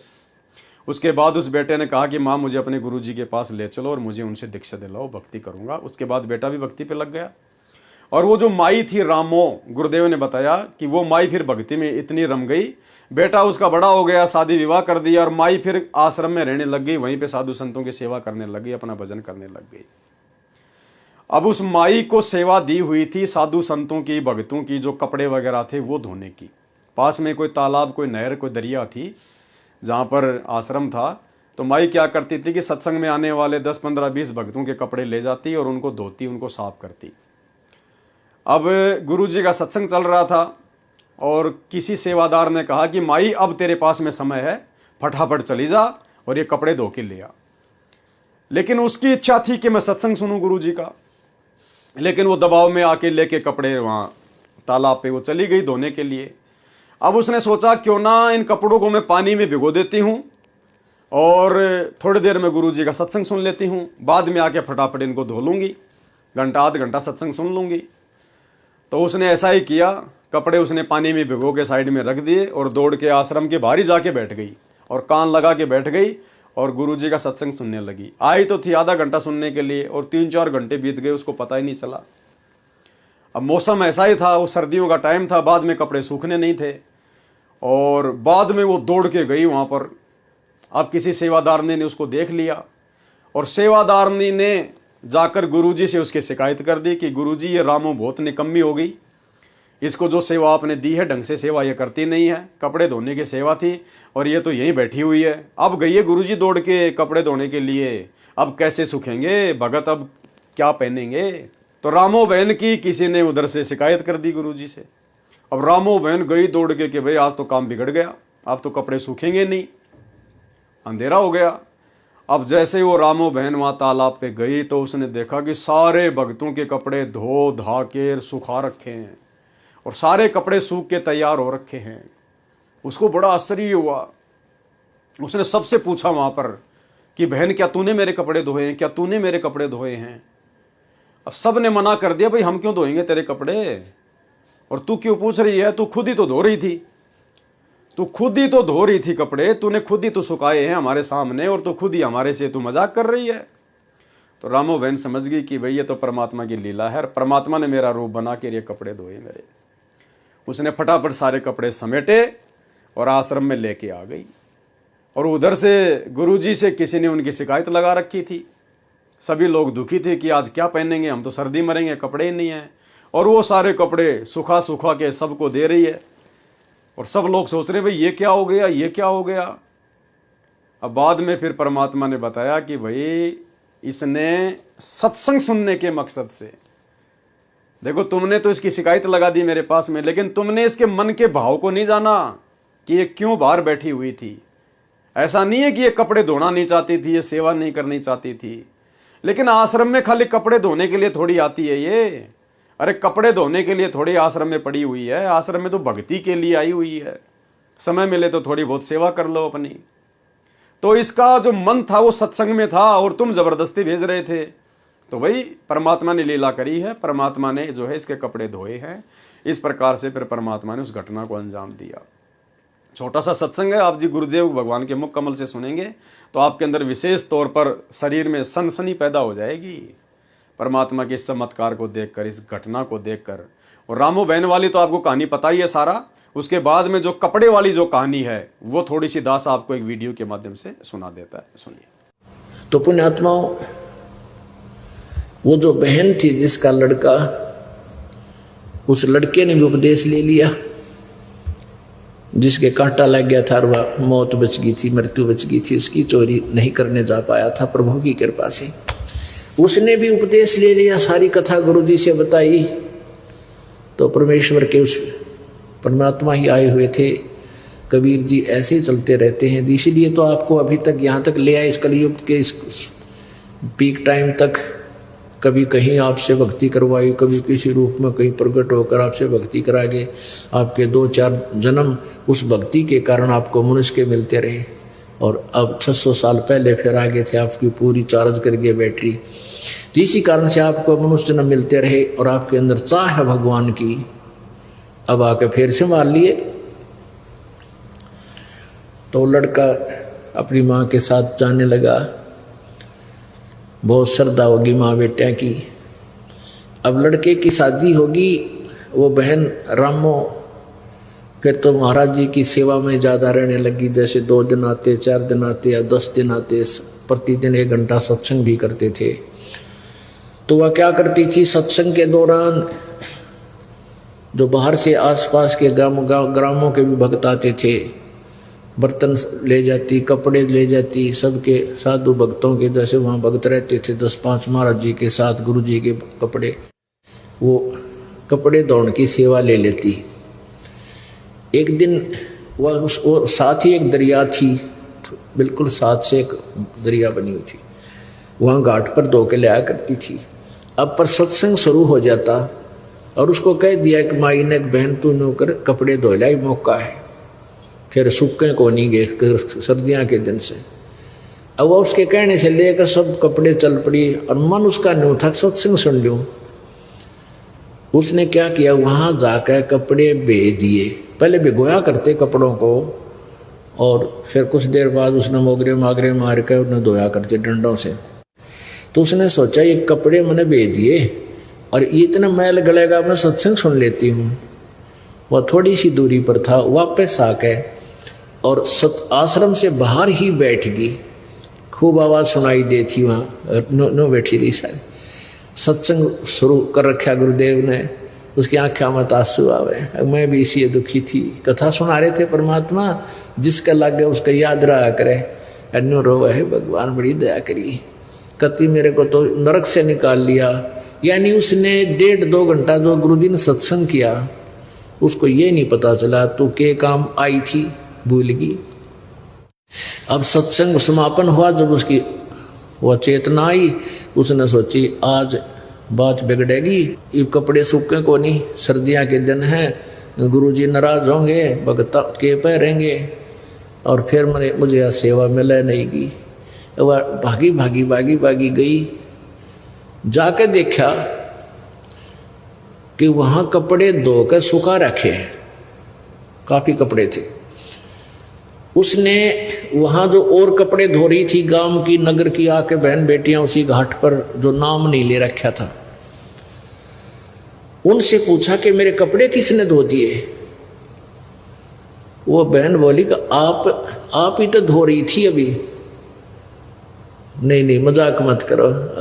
उसने सोची तेरी सेवा छीन ली, इन न धो के सुखा दिए कोई सी। अब जो नाम ना ले रही उनके पास कहाँ टाइम है, इतनी अकल उनमें कहाँ से आ सकती है कि इतना लाभ उठा लें। उन्हें तो अपने कपड़े धोने मुश्किल हो जाए, फिर भैंसा की सानी बेड़ी है, फलान करना है, उनकी 100 मन में चिंता रहती है। उनसे फिर पूछ रही है, सच्ची बता बहन, एक को पकड़ के आए, सच्ची बता दे। कहने लगी तू मूर्ख हो रही है, क्यों मजाक बना रही है, अभी आप तो खुद धो रही थी, अब सुखा आ रही थी। अब वह जानेगी हो ये तो परमात्मा की लीला थी। अब परमात्मा ने आके उस बहन का रूप बना के और सारे कपड़े धो के सुखा दिए, और वो सूखे कपड़े की गठड़ी बांधे आवे। एक और देखे थी बहन, उसने शिकायत कर रखी अंदर आश्रम में गुरुजी को, गुरुजी आराम है ना, या तो जमाने कमी हो ली, इसने सुख घना हो गया। मैं सेवा दी थी कपड़े धोने की, यहाँ बैठी बाहर सत्संग सुन रही थी, अब गई है दौड़ी, कब ये सूखेंगे, कब आप पैरोगे, ऐसे वह कह रही। इतने में गठड़ी बांध के सारे कपड़े ले आई और ला के जिनको पता नहीं था वो कहने लगी इतना शर्म नहीं आई, वो टोंट कस रही है अंदर बढ़ते ही, ये कब सूखेंगे, तू इब गई है। फिर उसने सारी कथा बताई कि महाराज जी के सामने रो पड़ी पड़ के एक परमात्मा, आप इस दासी का रूप बना के कपड़े धो के सुखाया, ये महाराज मैं तो यहाँ बैठी बैठी सत्संग सुनो थी।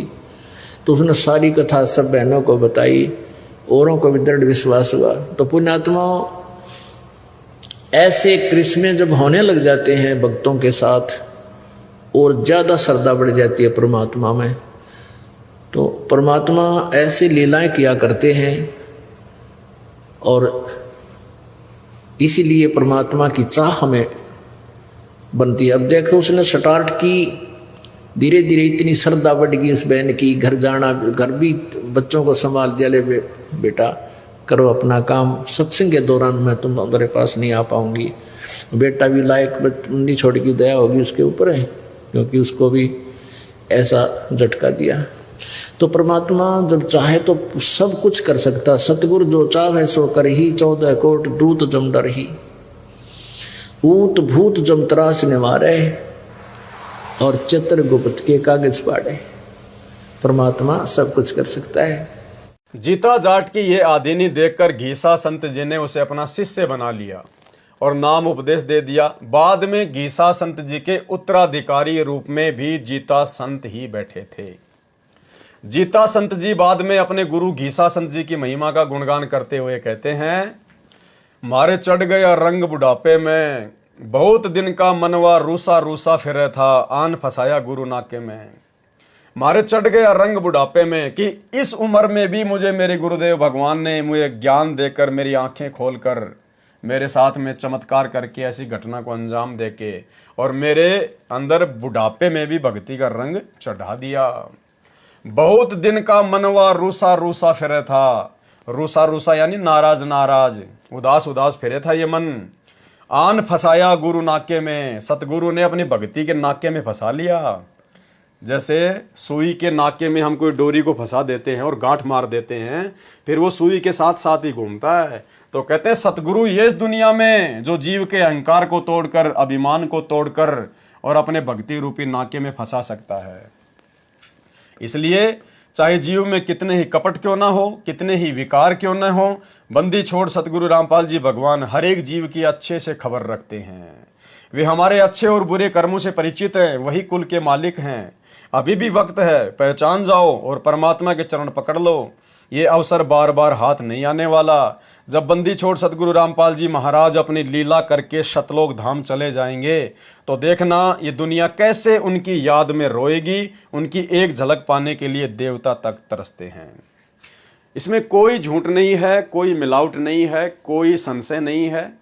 यही बात सतगुरु रामपाल जी परमेश्वर अपने सत्संगों में अक्सर कई बार कहते हैं कि बच्चों ये दुनिया का दस्तूर है, ये दुनिया अंधी है, ये वक्त गुरु को नहीं पहचान पाती।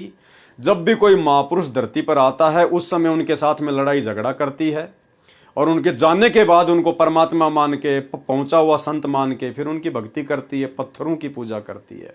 बाद में क्या मिलेगा? तो एक सत्संग में गुरुदेव भगवान ने इसी बात का जिक्र करते हुए बताया कि ये दुनिया इस दास को उस समय मानेगी जब ये दास यहां से जा लेगा। उसके बाद मेरी मंडी बनाई जाएगी, मेरा मंदिर बनाया जाएगा, मेरे नाम के कीर्तन किए जाएंगे, लेकिन फिर क्या मिलेगा? फिर क्या मिलेगा? टट्टू मिलेगा, टट्टू। समय रहते फायदा उठाना था और जिन महापुरुषों ने समय रहते फायदा उठा लिया, आगे परमात्मा कह रहे हैं कि विशेष सौभाग्य है उन आत्माओं का जिन्होंने समय रहते पहचान लिया। जैसे आज हम सत्सेवक भाई बहनों ने अपने गुरुदेव को पहचान लिया और इनके साथ में परमात्मा तुल्य व्यवहार कर रहे हैं, परमात्मा ही समझकर, परमात्मा जैसा ही मानकर, क्योंकि हैं ही परमात्मा और हम वही सारे कार्य इनके साथ में हम कर रहे हैं जो परमेश्वर के साथ किए जाते हैं। जितना सम्मान, जितना आदर भगवान को दिया जाता है, जो पूज्य भाव परमात्मा में होते हैं, वही हम अपने गुरुदेव के प्रति जो है प्रकट कर रहे हैं। तो गुरुदेव कहते हैं कि परम सौभाग्य है उन आत्माओं का जो वर्तमान में समझ गए, अन्यथा दुनिया आने वाले समय में रोएगी, पछताएगी, कुछ भी याद नहीं लगेगा। सुनिए। काम के काम आओगे यहाँ पे, पर ये जब आओगे जब ये दास जालेगा, फिर और मंडी बनाओगे, मंदिर काटेंगे, बेगन तार देंगे, फिर यहाँ के टट्टू होगा, कुछ भी नहीं होगा। अब संत चला जा और उसके जैसे वैद मर जा, अब जिंदा जब जीवित है, जब दवाई दो, नब्ज देखेगा, सारी विधि बतावेगा तो बेड़ा पार होगा। और वो चिल्ला जा फिर पाछा से उसकी मूर्ति बना लो, छोटा मंदिर बना लो और घंटी बांध लो, वो लाभ नहीं हो सकता आपको। तो ये हमारे अंदर बाद में जागरण की आदत है। वर्तमान में जो जागेगी वो बहुत भाग्यवान और पुण्यकर्मी प्राणी है। सत्कर्म मानना विशेष रजा है परमेश्वर की आपके ऊपर, ये उसकी कृपा बिना और आपके पुण्य कर्मों के संयोग बिना ये मार्ग मिला नहीं करता। ये जग बादल धुंध का मीन ना डरिए, जय मन चाहे राम को तो दासातन करिए। दासातन माने आधे नहीं रखना, मन में एम मत लाना किसी बात का भी, ना दान का, ना धर्म का, ना संतान का, ना सेवा का, ना राज का। जिस दिन एम आ गया परमात्मा आपसे 100 कोस दूर हो जाएगा। ये ऐसा रिएक्शन है मालिक का। तुम्हारी बुद्धि में क्यों नहीं समझ आती कि बंदी छोड़ सतगुरु रामपाल जी भगवान ने समस्त धर्म गुरुओं को अध्यात्म ज्ञान चर्चा के लिए निमंत्रण दिया है। सभी धार्मिक संस्थाओं को ललकारा है कि आओ और सत्य ज्ञान की परख करो। फिर वे मुंह छुपाकर क्यों बैठे हैं? 300 साल से चल रही गाड़ियां और प्रचार कर रहे साधु महात्मा इतने पुराने ज्ञान में रंगे हुए हैं, फिर भी अपने ज्ञान के ऊपर उन्हें पूर्ण विश्वास नहीं है। वे संत रामपाल जी महाराज जी से ज्ञान चर्चा करने से डरते हैं। लोग कहते हैं संत रामपाल जी महाराज जेल में हैं। खासकर मुसलमान धर्म के लोग कहते हैं अगर वह कबीर अल्लाह है तो संत रामपाल जी को बाहर क्यों नहीं निकालता। तो उन्हें बता दूं कि वे अपने खुदा पर भी ईमान पक्का करें। जिसे तुम खुदा कह रहे हो उसी के एक पैगंबर हजरत यूसुफ अलैहिस्सलाम भी बेगुनाह सालों जेल में रहे, नाना प्रकार की यातनाएं झेली। हजरत यूसुफ अलैहिस्सलाम का पूरा जीवन दर्दनाक कठिनाइयों से गुजरा, पर क्या वे उस अल्लाह के पैगंबर नहीं थे? जब सभी पर मुसीबतें आई, जब मिस्र में अकाल पड़ गया, तब हजरत यूसुफ अलैहिस्सलाम ने अपने खुदा से मदद तलब करके पूरे मिस्र को अकाल से बचाया। ठीक इसी प्रकार याद रहे 2-3 सालों में इस धरती पर इतना भयंकर अजाब आ जाएगा कि तुम्हें छुपने की जगह भी नहीं मिलेगी। उस अजाब से बंदी छोड़ सतगुरु रामपाल जी भगवान ही बचाएंगे। देखो क्या लिखा जा रहा भाई और बहनों, ठीक इसी प्रकार याद रहे 2-3 सालों में इस धरती पर इतना भयंकर अजाब आएगा। कब? 2-3 सालों में। 2024 चल रही है, 2028 लास्ट युग परिवर्तन का समय है। तो आने वाले 2 से 3 सालों में भाई और बहनों क्या नहीं होगा जिसकी किसी ने कल्पना भी नहीं की होगी, वो भयंकर मंजर आपको इस धरती पर देखने को मिलेगा कि तुम्हें छुपने की जगह भी नहीं मिलेगी। उस अजाब से बंदी छोड़ सतगुरु रामपाल जी भगवान ही बचाएंगे। आने वाला समय बहुत भयानक है, इससे डरो। इस काल समय से जो सबको अपने दांतों तले दबा लेगा। संत रामपाल जी महाराज के अलावा तुम्हारा कोई सहारा नहीं होगा, ना कोई डॉक्टर, ना कोई मंत्री, ना कोई अफसर, कोई भी तुम्हारी मदद करने नहीं आएगा। बंदी छोड़ सतगुरु रामपाल जी महाराज जी उस बुरे वक्त में अपनी प्यारी आत्माओं की रक्षा करेंगे। अब सतगुरु रामपाल जी भगवान भी अपनी किन प्यारी आत्माओं की रक्षा करेंगे? सबकी रक्षा नहीं करेंगे। देखो उनके शरण में लाखों लोग आ चुके हैं, करोड़ों लोग आ चुके हैं। बरवाला कांड के बाद भी काफ़ी संख्या में लोग उनके शरण में आ चुके हैं, इन आश्रमों से जुड़ चुके हैं। लेकिन सतगुरु रक्षा किन की करेगा? जब विशेष परिस्थितियां भगत के सामने पैदा होती हैं पृथ्वी पर, तो किन आत्माओं की मदद होती है? सबकी मदद नहीं होती है। ठीक है, अगर किसी की अपने संस्कार वश मदद हो रही है वो अलग बात है, लेकिन सतगुरु अपनी तरफ से अपना आशीर्वाद देकर किसकी मदद करेगा? यदि उनकी शरण में जो जो व्यक्ति आ गए, लाखों आ गए, तो लाखों की मदद नहीं करता गुरु। सतगुरु केवल उन्हीं आत्माओं की मदद करता है जो विशेष आत्मा होती हैं। विशेष और विशेष आत्मा कौन होती हैं? जो सतगुरु की मर्यादा में रहती हैं, जो उपदेश लेने के बाद भी सतगुरु की मर्यादा नहीं तोड़ती है, सतगुरु के वचन में चलती हैं, सतगुरु के आज्ञाकारी रहते हैं। केवल उन ऐसी विशेष आत्माओं की सतगुरु विशेष परिस्थितियों में रक्षा करता है।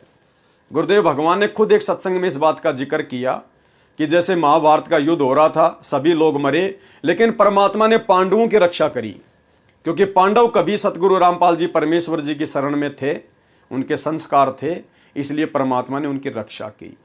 ठीक इसी प्रकार गुरुदेव भगवान ने उदाहरण देकर बताया कि जैसे एक बाप के 4 संतान हैं। अब हैं तो बाप को चारों ही प्रिय, लेकिन उनमें से एक बच्चा तो बाप की आज्ञा में चलता है और 3 बच्चे बाप की आज्ञा में नहीं चलते। तो जब विशेष परिस्थितियां पैदा होंगी, कोई विशेष समस्या आएगी, तो वो बाप अपने उसी बच्चे की सहायता करेगा जो बच्चा उसकी आज्ञा में चल रहा है। भले वो 3 भी उसी के बच्चे हैं, लेकिन बाप उनकी तरफ ध्यान नहीं देगा। तो ठीक इसी प्रकार सतगुरु की शरण में आने के बाद भी सतगुरु विशेष परिस्थितियों में केवल उन्हीं आत्माओं की, उन्हीं भक्तों की रक्षा करता है जो उनके वचन में चलते हैं, जो उनके आदेश में चलते हैं, जो गुरु को भगवान मान के डर के भक्ति करते हैं। या आश्रमों से जुड़कर राजनीति करने वाले, अपना समय आश्रम बनाने में, स्टेडियम बनाने में, हॉस्पिटल बनाने में बर्बाद करने वाले, गुंडों की सीबीआई जांच का समर्थन करने वाले, आरक्षणों में बैठने वाले, अपने दान का दुरुपयोग कुपात्रों को देकर फिर कभी जाट आरक्षण में देना, कभी गुंडों की सीबीआई जांच में देना, आर्थिक सहयोग करना, ऐसी निकम्मी आत्माओं की, ऐसी मर्यादा तोड़कर भक्ति करने वाले नासमझ आत्माओं की परमात्मा विशेष परिस्थितियों में सहायता नहीं करता। सुनिए स्वयं सतगुरु रामपाल जी परमेश्वर जी के मुख कमल से। महाभारत कितना भयंकर युद्ध हुआ, उसमें पांडवों की रक्षा बनी और सब दुनिया मर गई। ऐसे ही परमात्मा ऐसी आपत्तियों में कबीर परमेश्वर के बच्चों को, कबीर परमेश्वर की जो विशेष आत्माओं को, विशेष कौन सी होती हैं, जैसे वैसे तो हम कबीर जी के सभी बच्चे हैं, सभी उसकी आत्मा है। कीड़ी, हाथी, कुंदर, राजा, रंग, महादेव, ब्रह्मा, विष्णु, महेश और हम। विशेष आत्मा वो हैं जो उनकी आज्ञा का पालन करके उनके अनुसार चल रहे हैं। जैसे एक पिता की 5-6 बेटे हैं और 2 पुत्र उसकी आज्ञा का पालन ना करके बकवाद करते हैं, कि तो चोरी करते हैं, कि तो लठ बजाते हैं, कोई झगड़ा करते हैं, तो वो विशेष आत्मा उसके बच्चे नहीं हैं।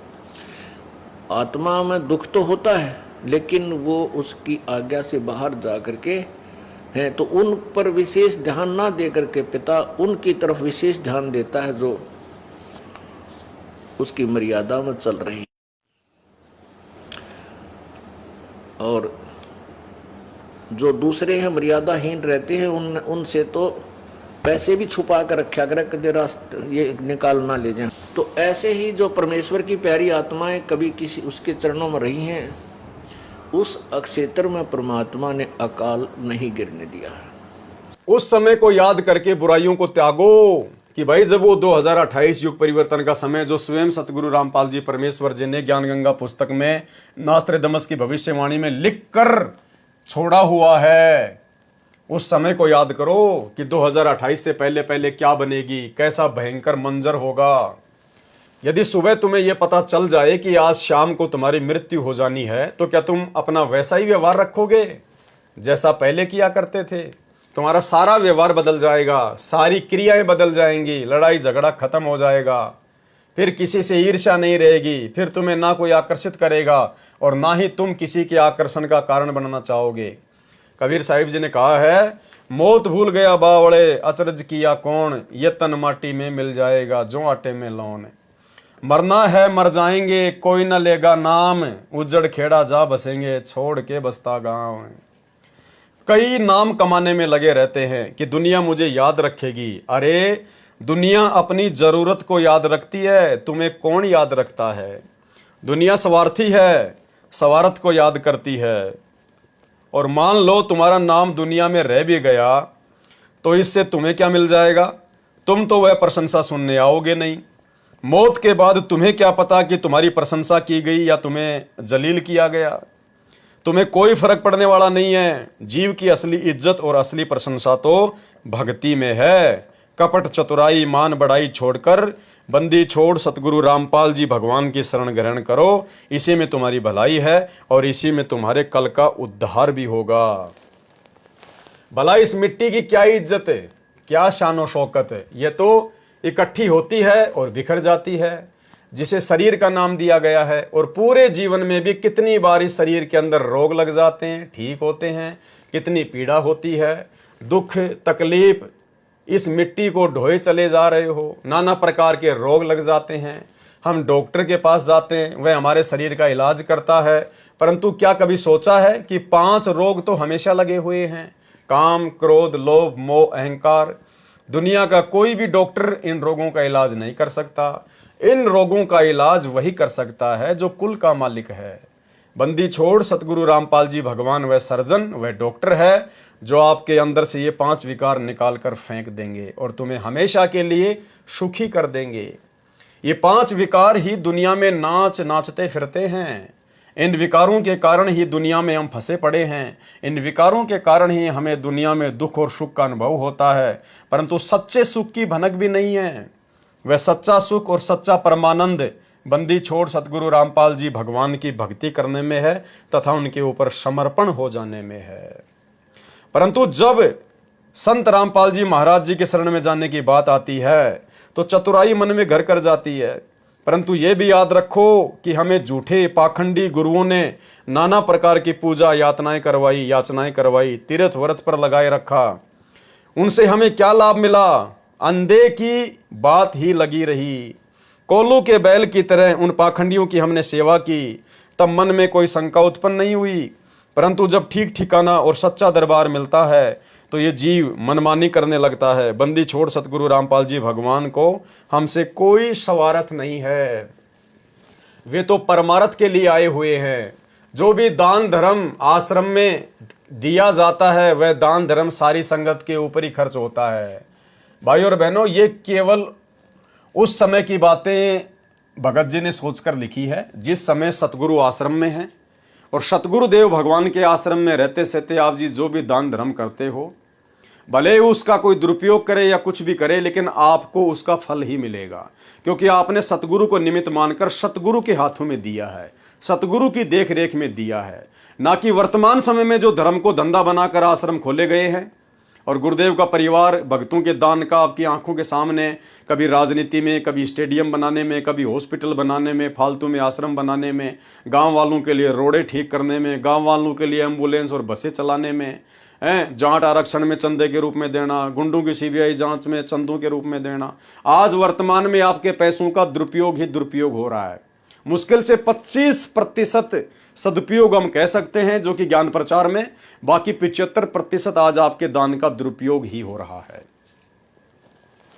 संत रामपाल जी महाराज तो निस्वार्थ भाव से हमारे लिए प्रयत्न कर रहे हैं, लेकिन वे झूठे पाखंडी गुरु हमारे दिए हुए दान का दुरुपयोग किया करते थे और दुनिया के सारे ऐसो आराम आनंद लिया करते थे। बोली भाली दुनिया इन पाखंडियों ने खूब फायदा उठाया, परंतु अब वक्त आ गया है मानव समाज को जगाने का। जागो और अपने परमपिता हम सब के हमदर्द सतगुरु रामपाल जी भगवान को पहचानो, समझो, अपने मन को, अपने मन की आदत को बदलो और झुक जाओ परमात्मा के चरणों में। परमात्मा ने इस काल के देश में हाट लगाइए, हाट यानी दुकान लगाइए भक्ति की। जो भी सच्चा व्यापारी है वह सच्चा सौदा कर लो। बंदी छोड़ सतगुरु रामपाल जी भगवान की शरण में आकर अपने धन को दुगना तिगना चौगुना कर लो। संत रामपाल जी भगवान रूहों के सच्चे व्यापारी हैं और रूह मानी आत्माओं के सच्चे व्यापारी हैं। इनके पास जाकर अपना भक्ति धन बढ़ा लो। कबीर साहिब जी ने कहा है, अरे कोई सौदा कर लो, लगी है धर्म की हाट, यानी भक्ति की दुकान लगी है, धर्म की दुकान लगी है, सच्चा संत धरती पर आया हुआ है, कर लो सच्चा सौदा। सौदा किया था हरिश्चंद्र राजा, घर में रही ना खाट। परमात्मा इसी प्रकार से करता है भगत के साथ में। परमात्मा जब किसी को अपनी शरण में लेता है, जब किसी को भक्ति युक्त करना चाहता है तो बिल्कुल उसको डाउन टू अर्थ कर देता है। तो कहते हैं सौदा किया था हरिश्चंद्र राजा ने, घर में रही ना खाट। सौदा किया था मोर ध्वज ने, दिया पुत्र को काट। सौदा किया था प्रहलाद भगत ने, गए पिता को नाट। अपने पिता हिरण्यकश्यप को मना कर दिया था प्रहलाद ने कि तू भगवान नहीं है, मैं तेरा जाप नहीं कर सकता, मैं तो परमात्मा का जाप करूंगा। होलिका ने गोदी में बैठी ना गाली थी घाट, यानी उसकी बुआ होलिका ने उसको मारने के लिए अपनी गोद में बैठा लिया और ब्रह्मा जी के द्वारा दिए गए वरदान का नाजायज फायदा उठाया, यानी उसने भी कोई कमी नहीं छोड़ी थी, गाली थी ना घाट। सौदा किया था धना भगत ने, बीज दिया था बांट। सौदा किया था दादू पलटू, चढ़े शिकर की बाट। कहे कबीर सुनो बे साधु, संत सौदे की हाट। जो कोई उनकी सरना जावे, धन दुगना हो जात, यानी भक्ति से वो लबालब हो जाएगा। इस दास का उद्देश्य कोई मान सम्मान पाना नहीं है। कौन कह रहे हैं? भगत जी कह रहे हैं, जिन्होंने गुरु महिमा के अंतर्गत ये पुस्तक लिखी है, संदीप भगत जी ने, जो कि हिसार जिले के डोभी गांव से हैं। वो कह रहे हैं कि इस पुस्तक को लिखने के पीछे मेरा मकसद कोई मान सम्मान पाना नहीं है। मेरे सच्चे सतगुरु रामपाल जी भगवान के प्रेम में दास ने यह पुस्तक लिखी है। यदि कोई गलती हुई हो इस दास से तो समस्त सतगुरु जी की प्यारी संगत और परमात्मा सतगुरु रामपाल जी भगवान से माफ़ी का तलबगार हूँ। भगत संदीप दास उर्फ सीपा दास, गांव डोबी, जिला हिसार, हरियाणा, भारत। सत साहिब। तो भाई और बहनों, ये है वो पुस्तक जो गुरु भगतों ने गुरु जी की महिमा में लिखी, जो कि हरियाणा के रहने वाले थे, हिसार जिले के डोबी गांव के। ये 12-13 भगत थे अलग अलग स्टेट से। इन सब ने मिलकर पुस्तक छपवाई, भगत समाज में बांटी। और जैसे ही सतलोक आश्रम मैनेजमेंट हरियाणा को इस बात की भनक लगी तो काल के सिर में चिंता हो गई, खुजली हो गई, दर्द शुरू हो गया कि अगर लोग इसी प्रकार से अपने गुरु जी की महिमा करने लगे, संगत में चेतना आने लगी, जागृति आने लगी, तो इन आश्रमों में ढोंग पाखंड करने के लिए कौन आएगा? मेरा खुराक, मेरा आहार कैसे तैयार होगा? तो काल ने अपने एजेंटों में तुरंत कुप्रेरणा कर दी। काल के एजेंट कौन? गुरु जी के बेटा बेटी, भाई बंधु, रिश्तेदार, ये कोऑर्डिनेटर। और इन्होंने उन भक्तों को डराया, धमकाया, पीला पर्चा निकाल दिया इनके नाम का कि 1 महीने के अंदर अंदर जवाब दो कि तुमने पुस्तक क्यों लिखी है, क्यों बांट रहे हो, तुम्हें किसने अधिकार दिया, किसने आदेश दिया। मतलब अब तो भक्ति भी करनी है तो गुरु जी के परिवार से पूछ के करनी है। अगर सुबह सुबह आपको अगर फ्रेश होने के लिए बाथरूम में जाना है तो गुरु जी के परिवार से पूछ के जाना पड़ेगा कि बाथरूम जाऊं या नहीं जाऊं। ये अपना गुलाम बना के रखना चाहते हैं। भाई हम सतगुरु के गुलाम हैं, काल के गुलाम नहीं हैं, काल के एजेंटों के गुलाम नहीं हैं। और ना ये समाज आने वाले समय में आप जैसे एजेंटों का गुलाम बन के भक्ति करने वाला है। ये गुलामी, ये चापलूसी हमने 3 युगों में बहुत कर ली, अज्ञानता में, नादानी में, नासमझी में। ये चौथा युग है, कलयुग की बिचली पीढ़ी है। परमात्मा ने शिक्षा दे दी, ठोक ठोक के प्रमाण दे दी, अपनी जानकारी करवा दी। अब तो निर्भय होके भक्ति करनी है, क्योंकि हमारा बाप निर्भय है, निर्विकार है। निर्विकार निर्भय तू ही और सकल भयमान, सब पे तेरी साहिबी, तुझ पे साहिब नाई।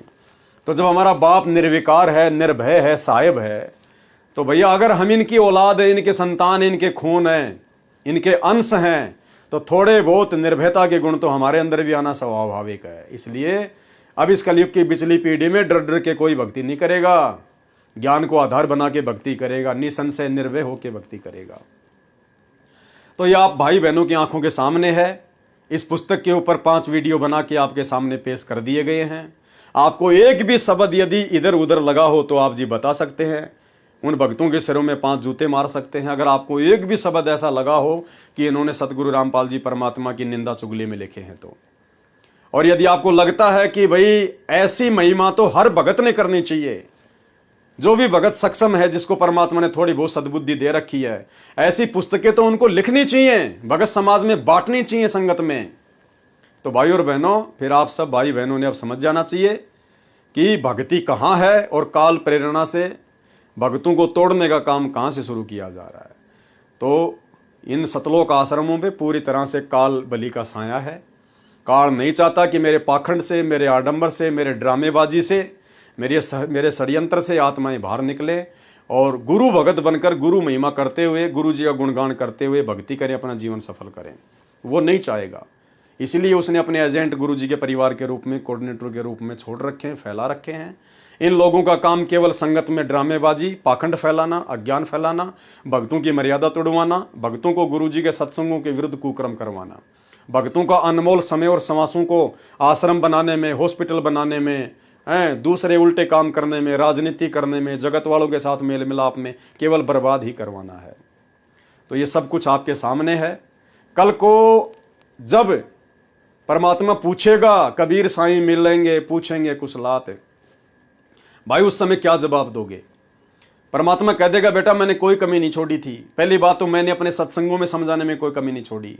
सत्संग अगर तुम नहीं समझ पा रहे थे तो 8 साल से 7 संगतियां शुरू करवा रखी थी, एक से एक वीडियो बनवा रखे थे, हजारों की संख्या में अलग अलग विषय पर, हर शंका के समाधान पर वीडियो तुम्हारे सामने पेश किए जा रहे थे। क्या किसी जीव की औकात है जो इस प्रकार से वीडियो बना देगा? क्या इस पवनदास 2 कौड़ी के इंसान की औकात है जो 4-4, 5-5 घंटे के, 2-2 घंटे के हर एक टॉपिक के ऊपर परमात्मा के ज्ञान आधार से प्रमाणित वीडियो बना देगा? और लोग क्यों नहीं बना पा रहे? संगत में लाखों की संगत है, इस दास ने तो 2013 में उपदेश लिया है, लोग तो 1994 से गुरु जी की शरण में हैं। लोग 5 मिनट भी नहीं बोल पाते इस परमात्मा के ज्ञान के ऊपर। 5 मिनट बोलेंगे तो 5 जो है वो गलतियां कर देते हैं। यहाँ परमात्मा 5-5 घंटे की वीडियो बनवा रहे हैं पिछले 8 वर्षों से, और 8-10 हजार वीडियो बना दिए, 1-2 भी नहीं। तो भाई ये सतगुरु की विशेष मेहर है, विशेष दया है। ये सात संगतियां सतगुरु रामपाल जी परमेश्वर जी के विशेष आशीर्वाद से चल रही हैं। शंका की कोई जगह नहीं है समझदार आत्मा के लिए। बाकी परमात्मा हाथ पकड़ के किसी को भक्ति मार्ग पर नहीं चलाता। परमात्मा का काल के साथ एग्रीमेंट है। परमात्मा ने अपना ज्ञान दे दिया, अच्छे बुरे कर्म कुकर्मों की जानकारी दे दी। हम इंसान हैं, अन्य योनियों से भिन्न हमारे पास में विशेष बुद्धि है। अगर हम भी जानवरों जैसी हरकत करेंगे, मूर्खों जैसी हरकत करेंगे, तो परमात्मा फिर कुछ नहीं करेगा। जैसा बोओगे फिर समय आने पर वैसा ही अपना काटोगे। तो भाई और बहनों, किस प्रकार से गुरुद्रोही घोषित किए जाते हैं सतलोक आश्रम मैनेजमेंट हरियाणा के द्वारा, ये आपकी आंखों के सामने है। इसी पुस्तक को लेकर उन बेचारे भक्तों को गुरुद्रोही घोषित कर दिया। आश्रम में नो एंट्री कर दी, सत्संगों में नो एंट्री कर दी। अरे आश्रम में सत्संगों में तो वैसे भी नो एंट्री अच्छी है, क्योंकि गुरु जी की गैर हाजिरी में इन आश्रमों में ना तो कोई सत्संग होता, ना कोई ज्ञान चर्चा होती, ना कोई सत्संगति होती। वहाँ तो राजनेताओं की चापलूसी होती है या गुरु जी के परिवार की चापलूसी होती है। लोग मनोरंजन के लिए जाते हैं वहाँ पर। तो आश्रमों में तो हमने वैसे भी नहीं जाना। सत्संग अपने घर पे भगवान ने दे रखे हैं, घर ही हमारा सत्संग है। ज्ञान को आधार बनाओ, घर को आश्रम बनाओ, गुरु को भगवान बनाओ, अपनी भक्ति करो। कलयुग की बिचली पीढ़ी है। ये आश्रम तो परमात्मा वैसे भी समाप्त करके जाएगा। आश्रम प्रथा तो वैसे भी सतगुरु ने समाप्त करके जाना है। घर घर को आश्रम बना के जाएंगे परमात्मा। इस भक्ति में अपने जाने के बाद परमात्मा पाखंड और अज्ञान के लिए कोई जगह नहीं छोड़ के जाएंगे। तो भाई और बहनों, सब कुछ क्लियर है, सब कुछ साफ साफ है। और इस पुस्तक के ऊपर आज हमारा लास्ट वीडियो था।